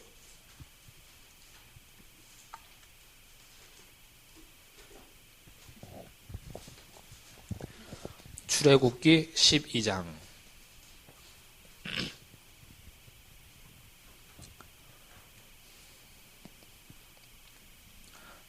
1절 이렇게 하나님께서 선포하십니다. 여호와께서 애굽 땅에서 모세와 아론에게 일러 말씀하시되 이 달을 너희에게 달의 시작 곧 해의 첫 달이 되게 하고 너희는 이스라엘 온 회중에게 말하여 이르라. 이 달 열흘에 너희가 각자 어린 양을 잡아라 이제 취하라고 하죠. 그리고 6절 이 달 열 나흘까지 간직하였다가 해질 때에 이스라엘 회중이 그 양을 잡는다 그래요. 그래서 이제 잡아서 뭐 하느냐? 22절 우슬초 묶음을 가져다가 그릇에 담은 피에 적셔서 그 피를 문인방과 좌우 설주에 뿌리고 아침까지 한 사람도 자기 문 밖에 나가지 말아라. 여호와께서 애굽 사람들에게 재앙을 내리려고 지나가실 때에 문인방과 좌우 문설주의 피를 보시면 여호와께서 그 문을 넘으실 거다. 그래서 6월절이 이제 탄생합니다. 어린 양을 잡으라 그래요. 어린 양을 잡아서 그 피를 담았다가 그 피를 문인방과 문설주에 이제 담으라 하죠. 그래서 6월절 어린 양, 6월절 어린 양이 사망이 왔을 때 그 피를 보면 넘어간다 그래요. 그래서 어린 양의 피가 생명이 됩니다. 구속이 돼요. 어린 양의 피값으로 인하여서 그 안에 있는 죄인들이 죽지 않습니다. 어린 양의 피로 인해서. 그 예수님께서 왜 피를 흘리셔야 했는가? 예수님께서 유월절 어린 양으로 오셔서 우리를 대신하여 피를 흘리심으로 십자가 안에 있는 이 유월절 어린 양의 피를 받는 집 안에 있는 사람들을 구원하신 것처럼 십자가에서 어린 양으로 돌아가신 피 안에 있는 십자가 안에 있는 자들을 구속하시는 거죠. 그래서 예수님께서 십자가에서 죽으십니다. 그리고 십자가의 죽음은 여기에서 끝나지 않고 레위기 16장에서 하나 더 이제 사건이 진행이 되죠. 출애굽기 다음에 레위기입니다. 레위기 16장.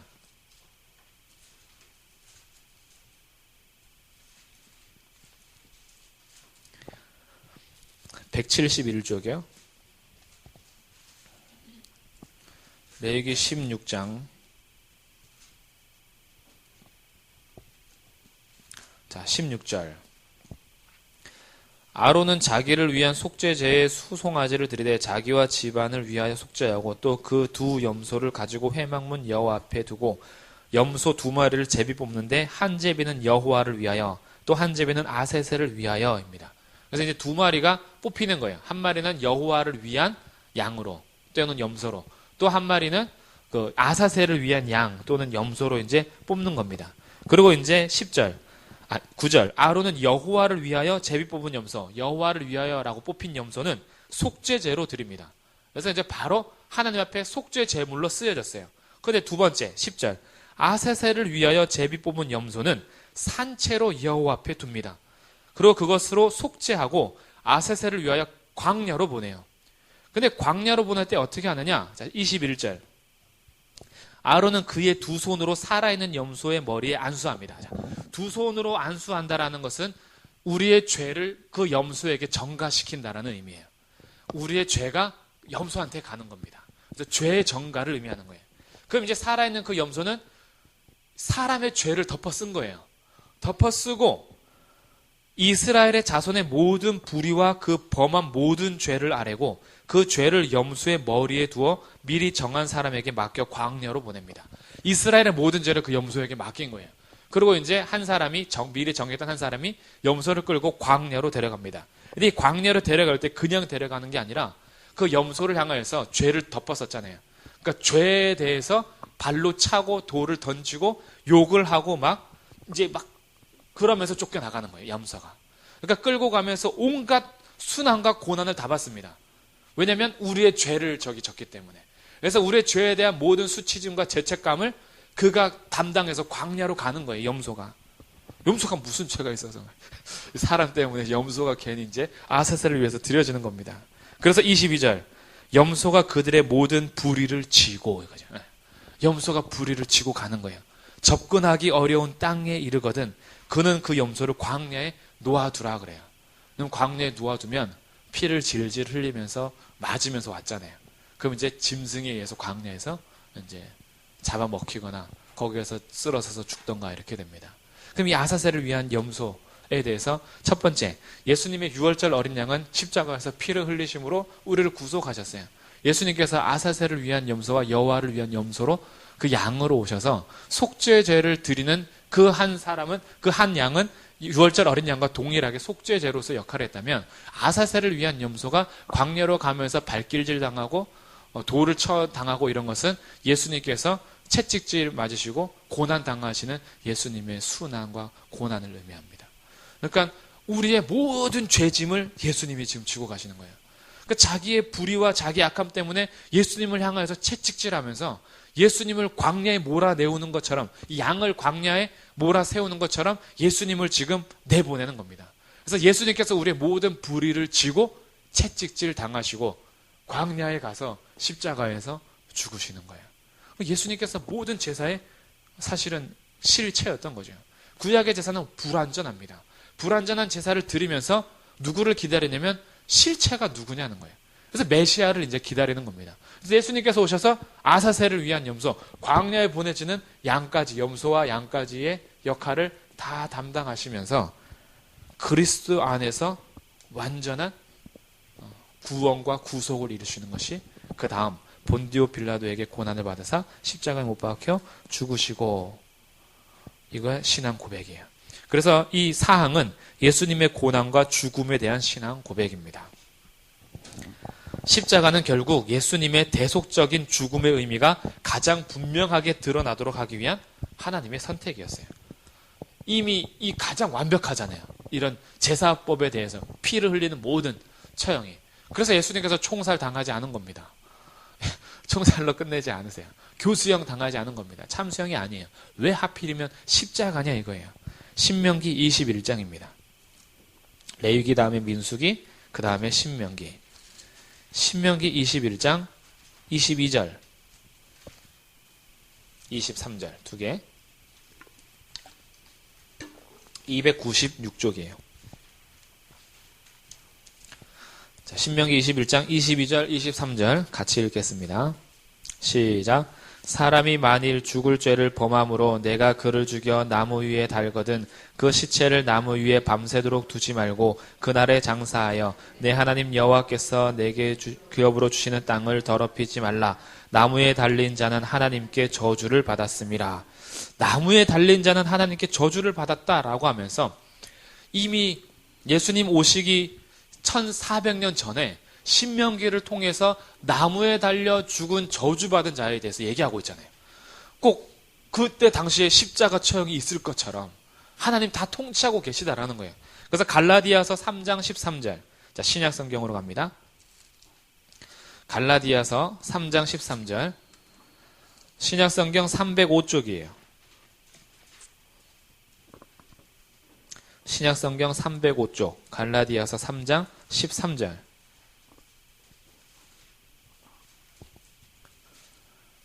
여기도 같이 읽겠습니다. 시작. 그리스도께서 우리를 위하여 저주를 받은 바 되사 율법의 저주에서 우리를 속량하셨으니 기록된 바 나무에 달린 자마다 저주 아래에 있는 자라 하였음이라. 신명기 21장 23절의 말씀을 인용하면서 그리스도께서 우리를 위하여 저주를 받으셨다라는 거예요. 우리를 위하여 율법의 저주에서 우리를 위하여서 그 저주를 받으시고 그리고 우리를 대신하여 받으셨기 때문에 우리를 율법의 저주에서 건지신 거예요. 예수님이 담당하셨기 때문에. 그래서 예수님이 우리를 대신해서 내가 너희를 대신해서 다 지고 갈게. 내가 너희를 위해서 채찍 맞고 너희를 위해서 고난받고 가시며 혈류관을 쓰고 내가 못 박히고 내가 너희를 위해서 죽는다. 내가 하나님의 저주를 받는 자리에 있겠다. 왜? 죄 때문에. 우리의 죄 때문에 예수님께서 고난을 받으시고 십자가에서 죽으시는 겁니다. 그래서 십자가는 하나님의 사랑만 나타나는 게 아니에요. 하나님의 진노하심이 가장 극명하게 드러난 것이 예수님의 십자가입니다. 죄에 대해서 이렇게 진노하신다라는 거예요. 하나님의 진노는 우리가 감당할 수가 없습니다. 구약에서 하나님께서 쓸어버리시는 거예요. 그거 아무것도 아닙니다. 하나님의 진노는, 죄에 대한 진노는 자기 아들을 십자가에서 죽이는데 아들이 그렇게 부르짖어도 외면하세요. 죄 때문에. 그리고 하나님의 사랑은 얼마나 또 크냐면 이 죄에 대해서 그렇게 진노하셨던 하나님이 이 죄인을 살리기 위해서 아들을 주시잖아요. 그러니까 십자가는 하나님의 공의로우심과 사랑하심이 동시에 드러나며 하나님의 진노하심과 용서하심이 동시에 드러나는 거예요. 하나님을 제대로 믿고 예수님을 제대로 믿는 사람들은 죄에 대해서 그렇게 쉽게 우습게 넘길 수가 없습니다. 하나님 죄 진짜 싫어하십니다. 하나님 죄에 대해서 참고 참으시고 길이 참으시다가 정말 도저히 안 될 때는 죄에 대해서 하나님께서 자기 아들까지 죽일 정도로 진노하시는 분이 하나님이세요. 그래서 이게 두려움이 있는 겁니다. 하나님에 대한 경외감. 무작정 진노받을까 봐 두려워하는 게 아니라 그런 중에도 긍휼을 베푸시고 우리를 용서하시는 하나님의 사랑 안에서 거룩한 두려움을 갖는 것을 경외라 그래요. 그래서 하나님을 경외하는 거죠. 예수님께서 이렇게 우리 죄의 형벌을 다 받으시면서 해결하셨다라는 거예요. 그래서 이제 예수 믿는 사람들은 예수님과 연합된 사람입니다. 예수님과 연합됐다라는 것은 예수님께서 우리를 위해서 고난받으시고 예수님께서 십자가에서 죽으신 모든 것으로 인하여서 죄인인 우리의 옛사람은 십자가에서 같이 죽은 겁니다.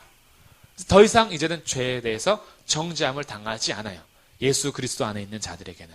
그래서 예수님을 믿는다라는 것은 죄의 형벌이나 죄로부터 오는 죽음을 두려워할 자가 아니라 예수님께서 해주셨다라는 데 은혜와 감사와 찬송을 올려드리는 자리에 서게 됩니다. 이게 하나님의 백성들이 예배하는 거예요. 오늘도 구속하심에 대해서 감사하는 거죠. 그래서 이제 더 이상 죄에게 종로로 타지 않습니다. 죄의 권세에서도 해방되었습니다. 로마서 6장 6절. 제가 읽어드릴게요. 로마서 6장 6절. 우리가 알거니와 우리의 옛사람이 예수와 함께 십자가에 못 박힌 것은 죄의 몸이 죽어 다시는 우리가 죄에게 종로로 타지 아니하려 함이니 이는 죽은 자가 죄에서 벗어나 의롭다 하심을 얻었음이라. 아멘. 로마서 6장 6절 7절이에요. 예수님의 죽으심과 함께 우리의 옛사람이 함께 죽으심으로 이제 더 이상 우리를 죄 아래 두지 않으셨다라는 겁니다. 우리의 신분이 바뀌었습니다. 더 이상 예수 믿는 자들은 죄의 종이 아닙니다. 하나님의 자녀입니다. 때로는 죄에 젖어서 실패할 때가 있어요. 그러나 이것은 죄의 종으로 실패하는 게 아니에요. 하나님의 종으로 실패했기 때문에 다시 일어날 수 있습니다. 예수 그리스도의 이름으로. 그래서 이제 우리는 선포하는 거예요. 예수의 이름으로 나는 일어서리라. 가능한 거예요. 우리는 예수 믿기 전처럼 죄의 종으로서 죄 지을 수밖에 없는 상태의 삶이 아닙니다. 예수 그리스도 때문에 이제 예수님과 연합되어서 하나님의 사람으로서 아직 육체를 가진 자로 죄에게 넘어지는 거예요. 넘어진 자는 일어나면 돼요. 신분은 바뀌었으니까.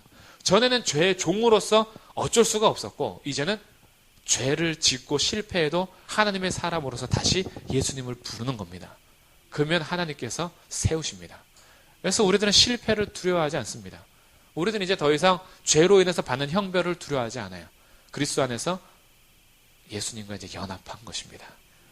이것이 네 번째 양, 본디오 빌라도에게 고난을 받아 십자가에 못 박혀 죽으시고 라는 고백이에요. 여기서 끝나지 않죠. 자, 다섯 번째 양 같이 읽습니다. 시작. 장사된 지 사흘 만에 죽은 자 가운데서 다시 살아나셨으며. 아멘. 자, 장사한 지 사흘 만에, 3일 만에 다시 살아나셨는데 예수님의 부활로 인해서 인간의 삶이 죽음으로 끝나지 않는다라는 것을 알려주신 거예요. 너희들 죽음으로 끝나지 않는다. 이제 예수 안에서 죽음은 영생의 시작이다라고 알려줍니다. 사망을 이기시고 부활의 첫 열매가 되신 거예요. 자, 부활과 소생의 차이가 있습니다. 부활과 소생. 우리를 소생시켜 주십시오 라고 하는 거하고 우리를 부활시켜 주셨습니다 라고 하는 거하고 차이가 있어요. 소생은 죽었다가 살아난 것. 여기서는 부활과 소생이 똑같아요. 죽었다가 살아나는 것. 근데 소생은 죽었다가 살아나는데 다시 죽어요. 나사로 같은 사람.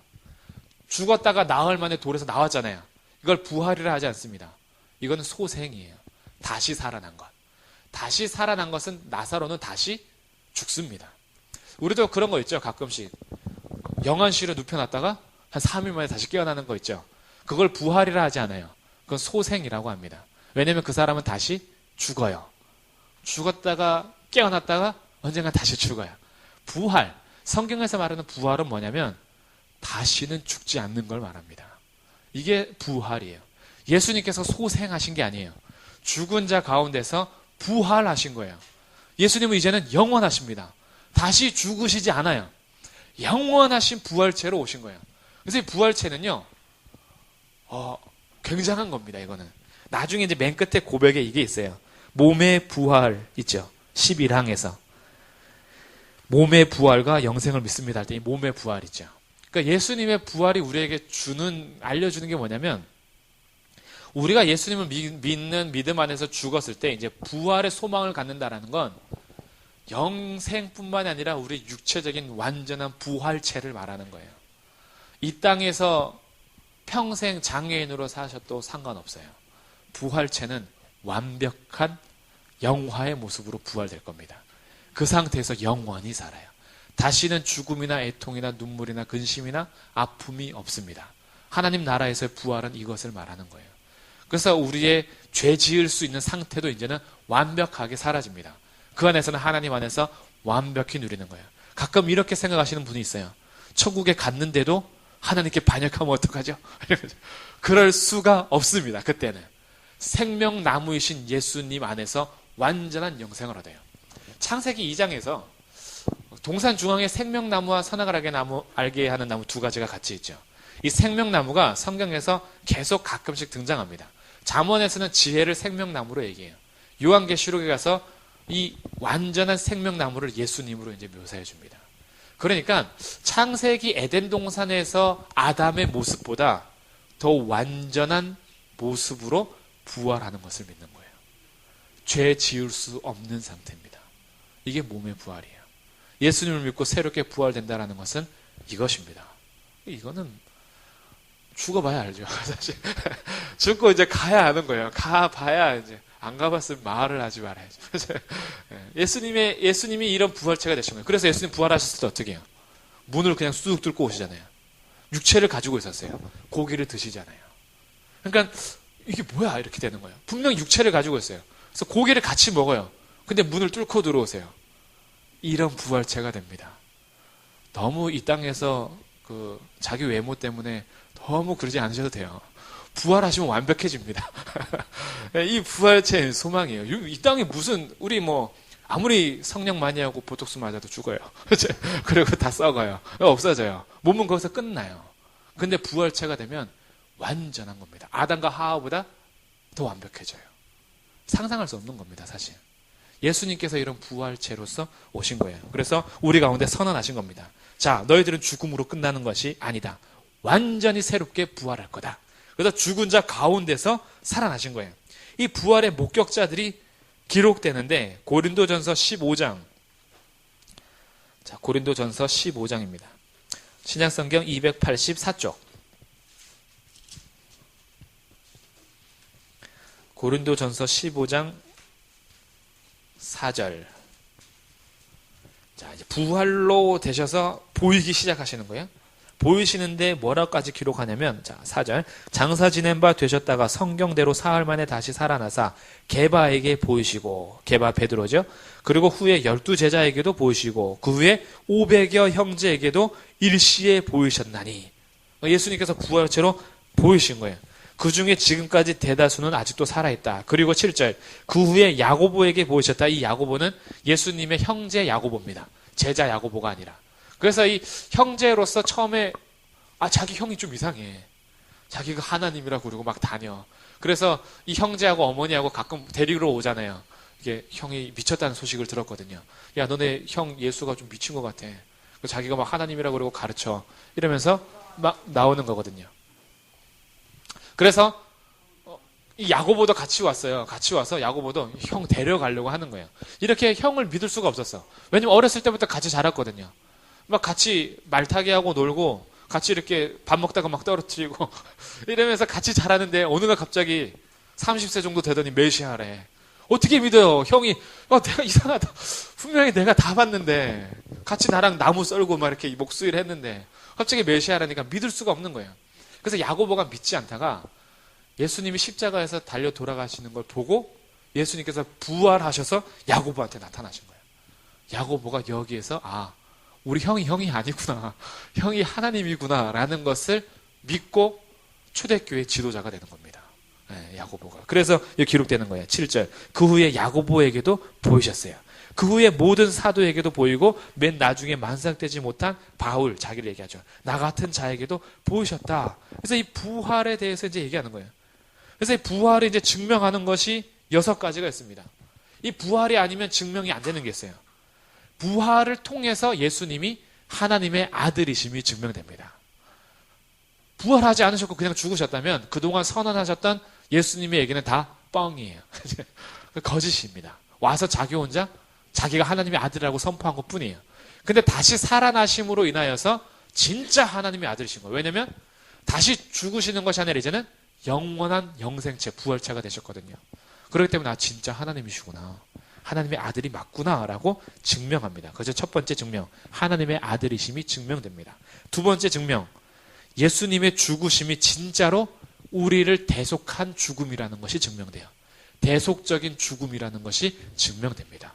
예수님이 다시 살아나셨기 때문에 이 죽음이 효과가 있는 거예요. 부활하셔서 내가 너희를 위해서 죽었다. 죄값이 끝났다. 대속이 증명됩니다. 세 번째, 예수님이 죽음을 정복했음을 증명합니다. 다시 살아나셨기 때문에 죽음의 권세를 깨트린 거예요. 그래서 예수 그리스도 안에 있는 자들은 이제 더 이상 죽음을 두려워하지 않아도 됩니다. 예수님께서 죽음을 이기셨음을 증명하셨어요. 네 번째 증명. 부활체가 되셨기 때문에 성령을 보내주신다라는 약속을 이루실 수 있게 되었다고 증명됩니다. 성령을 보내주실 수 있음을 증명하셨어요. 봐라, 내가 정말 죽었다가 다시 살아났다. 이제 내가 보낸다라고 한 성령 하나님 진짜로 올 거야 라고 부활하셔서 증명하신 거예요. 그리고 다섯 번째, 예수님의 승천도 이제 증명이 됩니다. 예수님께서 죽으심으로 끝났다면 다시 올라가심도 없었겠죠. 근데 부활하셨기 때문에 이제 승천하시는 거예요. 그리고 재림과 심판이 있을 것도 이제 증명하는 거예요. 자, 죽음이 끝이 아니야. 내가 살아났어. 그리고 내가 분명히 말했잖아. 마지막 날 다시 온다고. 그러면 반드시 온다라는 거예요. 그래서 그때가 진짜 끝이요, 재림과 심판이 있다라는 것이 증명된 것이 부활이 증명해주는 6가지입니다. 그럼 이 부활, 예수님의 부활이 우리에게 주는 유익이 뭔가? 첫 번째 유익, 우리 죄가 용서받았다라는 영수증 역할을 합니다. 그래서 예수님의 부활은 우리에게 우리 죄가 용서받았구나라는 확신을 심어줘요. 네, 확신이 돼요. 두 번째, 우리가 죄에서 해방됐다라는 것을 말해주기 때문에 더 이상 죄에게 지배받지 않으셔도 됩니다. 죄를 대적할 수 있어요. 사탄에게 종노릇 하지 않으셔도 됩니다. 예수의 이름으로 승리하실 수 있습니다. 그래서 우리 영적으로 누릴 때요, 눌리고 계시지 않으셔도 돼요. 부활하신 예수님의 이름으로 선포하십시오. 예수 권세, 예수님의 이름의 권세가 우리를 죄에서 해방시켜 줍니다. 그리고 마지막 세 번째, 우리 삶의 미래에 대한 소망을 주시는 거죠. 우리도 그렇게 됩니다. 예수님과 연합됐다라는 것은 죽으심과 연합된 것 동시에 부활과도 연합이 되어 있어요. 그래서 이제 우리도 같이 그렇게 연합되어서 부활할 겁니다. 여기에 대해서는 에베소서에서 굉장히 잘 기록해 주고 있어요. 에베소서 2장 311쪽이에요. 신약성경 311쪽.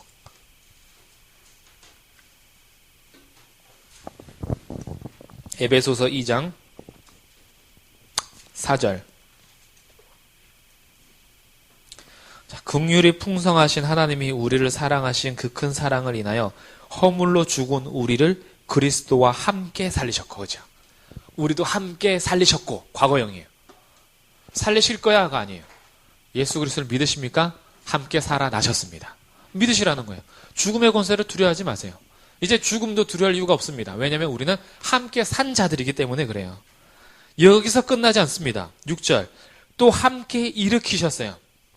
그리고 그리스도 예수 안에서 함께 하늘에 앉히셨습니다. 야, 이 말로 표현할 수 없어요, 사실. 이제 뒤에 나오는 고백이에요. 자, 뒤에 6항이죠. 하늘에 오르시어 전능하신 아버지 하나님 우편에 앉아 계시다가 이 자리에 우리도 함께 앉히신다라는 겁니다.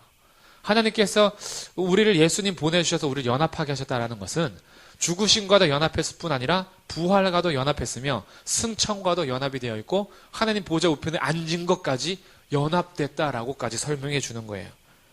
그래서 예수님께서 이제 다음 고백으로 넘어가죠. 하늘에 오르시어 승천을 말합니다. 승귀라 그래요. 승귀. 존귀하신 자리에 올라가신 겁니다. 구름 타고 올라가시잖아요. 구름 타고 올라가셨다. 무엇을 의미할까요? 손오공? 손오공처럼 그럼 이제 오실 때도 구름 타고 손오공처럼 샥 오신다. 이걸 말하는 게 아니라 여기서 구름 타고 올라가시고 구름 타고 오신다는 것은 출애굽기 12장에서 이제 알게 됩니다.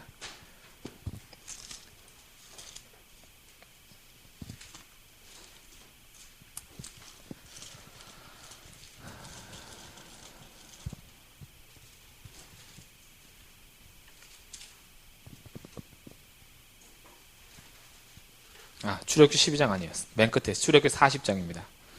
출애굽기 40장.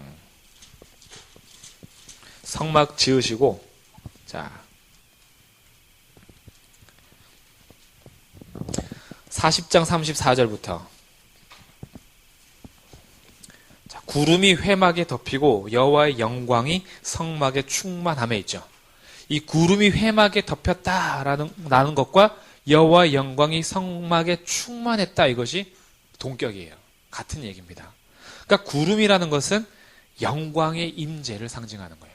하나님께서 거룩한 영광으로 임재하는 것을 상징하는 것이 구름이에요.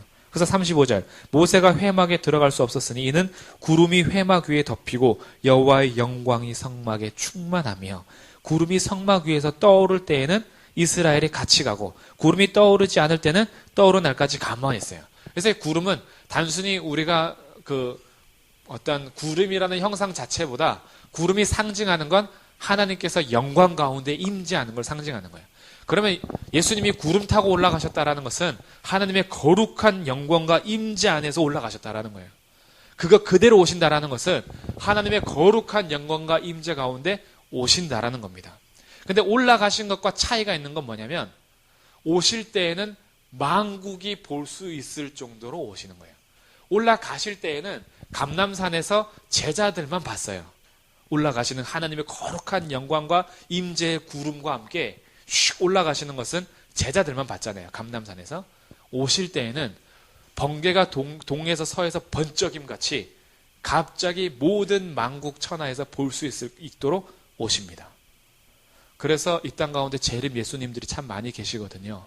한국에서 제가 알기로 한 34분이 계신 걸로 알고 계세요. 자기가 재림 예수라고. 예수님 그렇게 오시지 않습니다. 예수님 다시 오실 때는 거룩한 영광과 임재 가운데 만민이 볼 수 있을 정도로 오시는 거예요. 이제는 태어날 때부터 베들레헴 저 구석에서 오시지 않으세요. 영광과 임재 가운데 나팔 소리 빵빵빵 울리면서 정말 왕이 출정하는 것처럼 강림하십니다. 이것을 파루시아라 그래요. 강림하시다. 데살로니가 전서에서 이 얘기를 해요. 재림을 강림이래요. 왕의 출정이에요. 왕이 강림하시는 나팔 소리 빵 울리면서 어떻게 오실지 모르죠. 그 나팔 소리가 무슨 소리일지 이제 그때 이제 듣는 거죠. 이것이 하나님께서 이제 다시 오시는 거예요. 그러니까 하늘에 오신다라는 것은 하나님께서 이제 부활하셔서 완전히 영광 가운데 이제 올라가심에 대해서 얘기하는 겁니다. 그리고 이분이 올라가셔서 예수님께서 하나님 보좌, 하나님 우편에 앉아 계시는 거죠. 하나님 우편에 앉아 계신다라는 것은 우편에 앉아 계신다라는 것 자체가 통치적 의미를 얘기합니다. 하나님의 통치를 얘기하는 거예요. 통치. 왕으로서 온 세상을 다스리시는 하나님 우편에서 명예와 영광의 자리인 우편에서 예수님이 같이 통치하신다라는 거예요. 그래서 예수님은 올라가셔서 이제 끝! 내 할 일 끝났어가 아니라 하나님 우편에서 지금도 하나님의 백성과 온 우주를 통치하고 계신다라는 신앙 고백이 이 6번째 하늘에 오르시어 전능하신 아버지 하나님 우편에 앉아 계신다라는 고백이에요. 그래서 하나님은 특히 예수님은 교회와 우주에 대한 통치권을 행사하십니다. 그래서 아까 읽었던 마태복음 28장에서 하늘과 땅의 모든 권세를 내게 주셨으니 하늘과 땅의 모든 권세, 우주적 통치의 권세를 예수님이 갖고 계세요. 이것이 하나님 우편에 앉아 계신다라는 겁니다. 그래서 지금도 예수님께서는 보좌 우편에서 우리를 위해서 제사장으로서 선지자로서 왕으로서 역할을 감당하십니다. 우리 지난주에 공부했던 거죠. 왕으로서 제사장으로서 선지자로서 우편에서 대제사장으로서는 우리를 위해서 지금도 중보 기도하시는 거예요. 우리를 위하여 친히 간구하시는 거죠. 누구 아시죠? 이름 하나하나. 그리고 두 번째, 선지자로서 성령을 통해서 지금도 말씀을 가르쳐 주세요. 오늘도 우리 가운데 말씀을 가르쳐 주시는 분은 하나님이십니다. 앞에서 아무리 이렇게 공부 많이 해서 던지는 거요. 공부 많이 해서 막 이렇게 나열하잖아요. 이 모든 것이 성령의 은혜가 아니면 사실 우리는 알 수가 없습니다. 가끔 이런 생각을 하셔야 돼요. 다니엘서에서 하나님께서 느부갓네살 왕의 지혜와 명철을 앗아가시거든요. 그랬더니 7년 동안 손톱이 자라고 머리 짐승처럼 돼서 7년 동안 짐승들과 함께 지냅니다. 그리고 다시 하나님께서 총명을 넣으자 느부갓네살 왕이 다시 왕의 권세를 입고 왕궁으로 들어와요. 가끔 이런 생각을 해요. 제게 갑자기 하나님께서 모든 기억을 앗아가시고 빼앗아가시고 내게 주셨던 모든 것을 다 하나님께서 거두시고 말도 못하게 하시고 그렇게 하실 수 있잖아요. 지금 할 수 있고 깨닫는 모든 것이 하나님의 은혜와 하나님께서 주시는 것이 아니면 안 된다라는 것을 고백하지 않을 수가 없는 겁니다. 그래서 오늘도 가르치시는 분은 예수 그리스도십니다. 주님께서 성령을 통해서 각자에게 말씀하시는 거예요. 우리 머리가 똑똑해서 이해하는 거 아닙니다. 하나님께서 총명 걷어가시면 그만이에요. 오늘도 우리가 이해할 수 있다면 주님께 감사하셔야 돼요. 오늘도 하나님 말씀을 깨닫게 된다면 주님께 감사하는 거죠. 그래서 하나님께서 이렇게 선지자로서 오늘도 우리에게 일하시는 거예요. 그리고 하나님께서, 예수님께서 왕으로서 교회와 세상을 지금도 통치하시면서 성도의 마음을 다스리십니다. 우리의 마음을 주님께 아뢰십시오. 주님, 저를 다스려 주십시오. 그럼 왕이신 예수님이 다스리십니다. 그럼 하나님과 예수님이 다스리시면 하나님의 나라가 이루어지는 거예요. 그럼 내가 나의 이 속 좁은 것, 그리고 나의 이 고집, 아집, 그리고 내가 판단하고 생각했던 모든 이 지금까지의 가치관, 이런 것으로 살아오던 인생이 예수님이 통치하시면 상상할 수 없는 하나님의 나라가 펼쳐지는 거예요. 그래서 오늘도 나의 주권을 하나님께 드리는 겁니다. 왕으로서 다스리는 거죠. 그러면 결국 하나님께서 왕으로서, 예수님께서 왕으로서 우리를 다스리시면 하나님을 알게 하십니다. 그리고 사랑하게 하세요. 그리고 예수님께서 순종하도록 통치하십니다. 그래서 오늘도 내가 주의 말씀에 순종하고 있는 건 예수님의 통치를 받고 있다라는 증거입니다. 순종할 때 감사하시는 거죠. 오늘 우리는 순종하면 꼭 옆 사람을 쳐다보잖아요. 나는 순종하는데 너는 왜 안 하냐, 이렇게 되죠. 순종하는 게 은혜라는 것을 깨달으십시오. 순종할 수 있다라는 것이 예수님께서 통치하신다라는 거예요. 그러면 순종하는 자가 뭐 해야 돼요? 더 감사해야죠. 더 은혜를 받고 있잖아요. 예수님께서 나를 통치하고 계시잖아요. 순종 안 하는 그들을 보면 내가 저건 순종도 안 하고, 이게 아니에요. 나에게 순종할 수 있도록 하시다니. 내가 나를 생각해도 솔직히 나 순종 잘 안 하는데 내가 순종하고 있다니, 이렇게 놀라는 거죠. 그러면 그를 위해서 같이 기도하는 겁니다. 하나님, 우리 옆에 있는 남편도 아내도 다 주님 통치해 주십시오. 하나님 앞에 순종하는 하나님의 나라가 이루어지는 겁니다. 그리고 보좌 우편에서 하시는 네 번째 일은 우리의 처소를 마련하고 계세요. 우리 집을 마련하고 계시는 거예요. 신부를 맞이할 집을 지금도 준비하시는 겁니다. 이것은 요한복음 14장 2절 3절에서 기록되어 있어요. 내가 가서 내가 너의 처소를 예비하노니 라고 예수님 말씀하시죠. 그래서 지금도 주님께서 우리를 위하여 보좌 우편에서, 하나님 우편에서 우리를 통치하고 계시며, 우리를 위하여 집을 짓고 계시며, 우리를 위하여 중보하시며, 우리에게 말씀을 가르쳐 주심을 믿는 것, 이것이 하늘에 오르시어 전능하신 아버지 하나님 우편에 앉아 계시다가를 믿는 겁니다. 자, 오늘 여기까지 공부할 텐데, 그러면 이제 우리들이 해야 할 일은 결국 주님과 연합되어 있다라는 믿음을 항상 취하시기를 바랍니다. 우리는 예수님의 죽으심과 합하여, 그리고 부활하심과 합하여, 승천하심과 합하여 그리스도 안에서 그리스도인이 되었습니다. 이 연합되어 있는 자들은 이제 이 땅에서 우리가 하늘에 관심을 두고 위의 것을 찾는 삶을 사는 거죠. 그리고 죄와 싸우면서 나의 육체적인 정욕과 싸우는 삶을 싸우는 겁니다. 왜냐하면 우리는 이미 하나님의 백성이지만 아직 이 땅에 남아있기 때문에. 그래서 이 땅에서는 전투가 있습니다. 제가 지난 주일 설교 때 말씀드린 것 같아요. 우리들은 순결한 신부로서 웨딩 드레스를 쫙 입고 있으면서 총대를 메고 있는 거예요. 그리고 전투에 나가서 이 웨딩 드레스를 흙탕물에서 뒹굴고 전진앞으로 하면서 가끔씩 치마를 쫙 찢어서 총을 탁 발사하는 이런 신부가 우리입니다. 그래서 하나님께서 거룩하게 순결하게 세우신 이 신부가 그냥 이렇게 있는 게 아니에요. 가만히 얌전히 있는 게 아니라 죄와 치열하게 싸우는 겁니다. 이 땅 가운데 세상의 나라와 하나님의 나라, 백성으로서 세상의 나라와 전투하는 거예요. 그러면서 우리의 순결함을 지켜나가는 겁니다. 이를 위해서 우리들은 하나님의 나라를 구하고 소망하면서 기도하면서 사는 겁니다. 그리고 오늘도 말씀을 붙드는 거죠. 이것이 우리가 예수님과 연합된 삶을 사는 길입니다. 사도신경 6번째 항목까지 같이 공부했습니다. 기도하고 마치시고요. 질문 있으시면 언제 이렇게 마치신 이후에 각자 질문해 주시면 제가 답변해 드리도록 하겠습니다. 기도하겠습니다. 주님 은혜 감사합니다.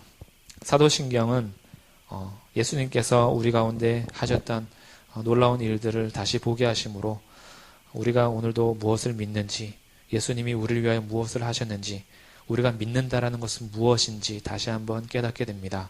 그리스도 예수 안에서 우리를 구속하시고 우리를 위로하시고 우리를 이끌어 가시는 하나님 앞에 감사하면서 오늘도 연합된 자로서 믿는 자의 삶을 이어갈 수 있도록 은혜를 베풀어 주옵소서.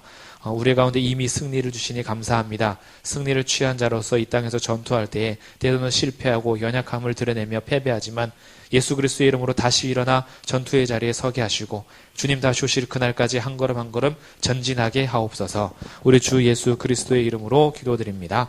아멘.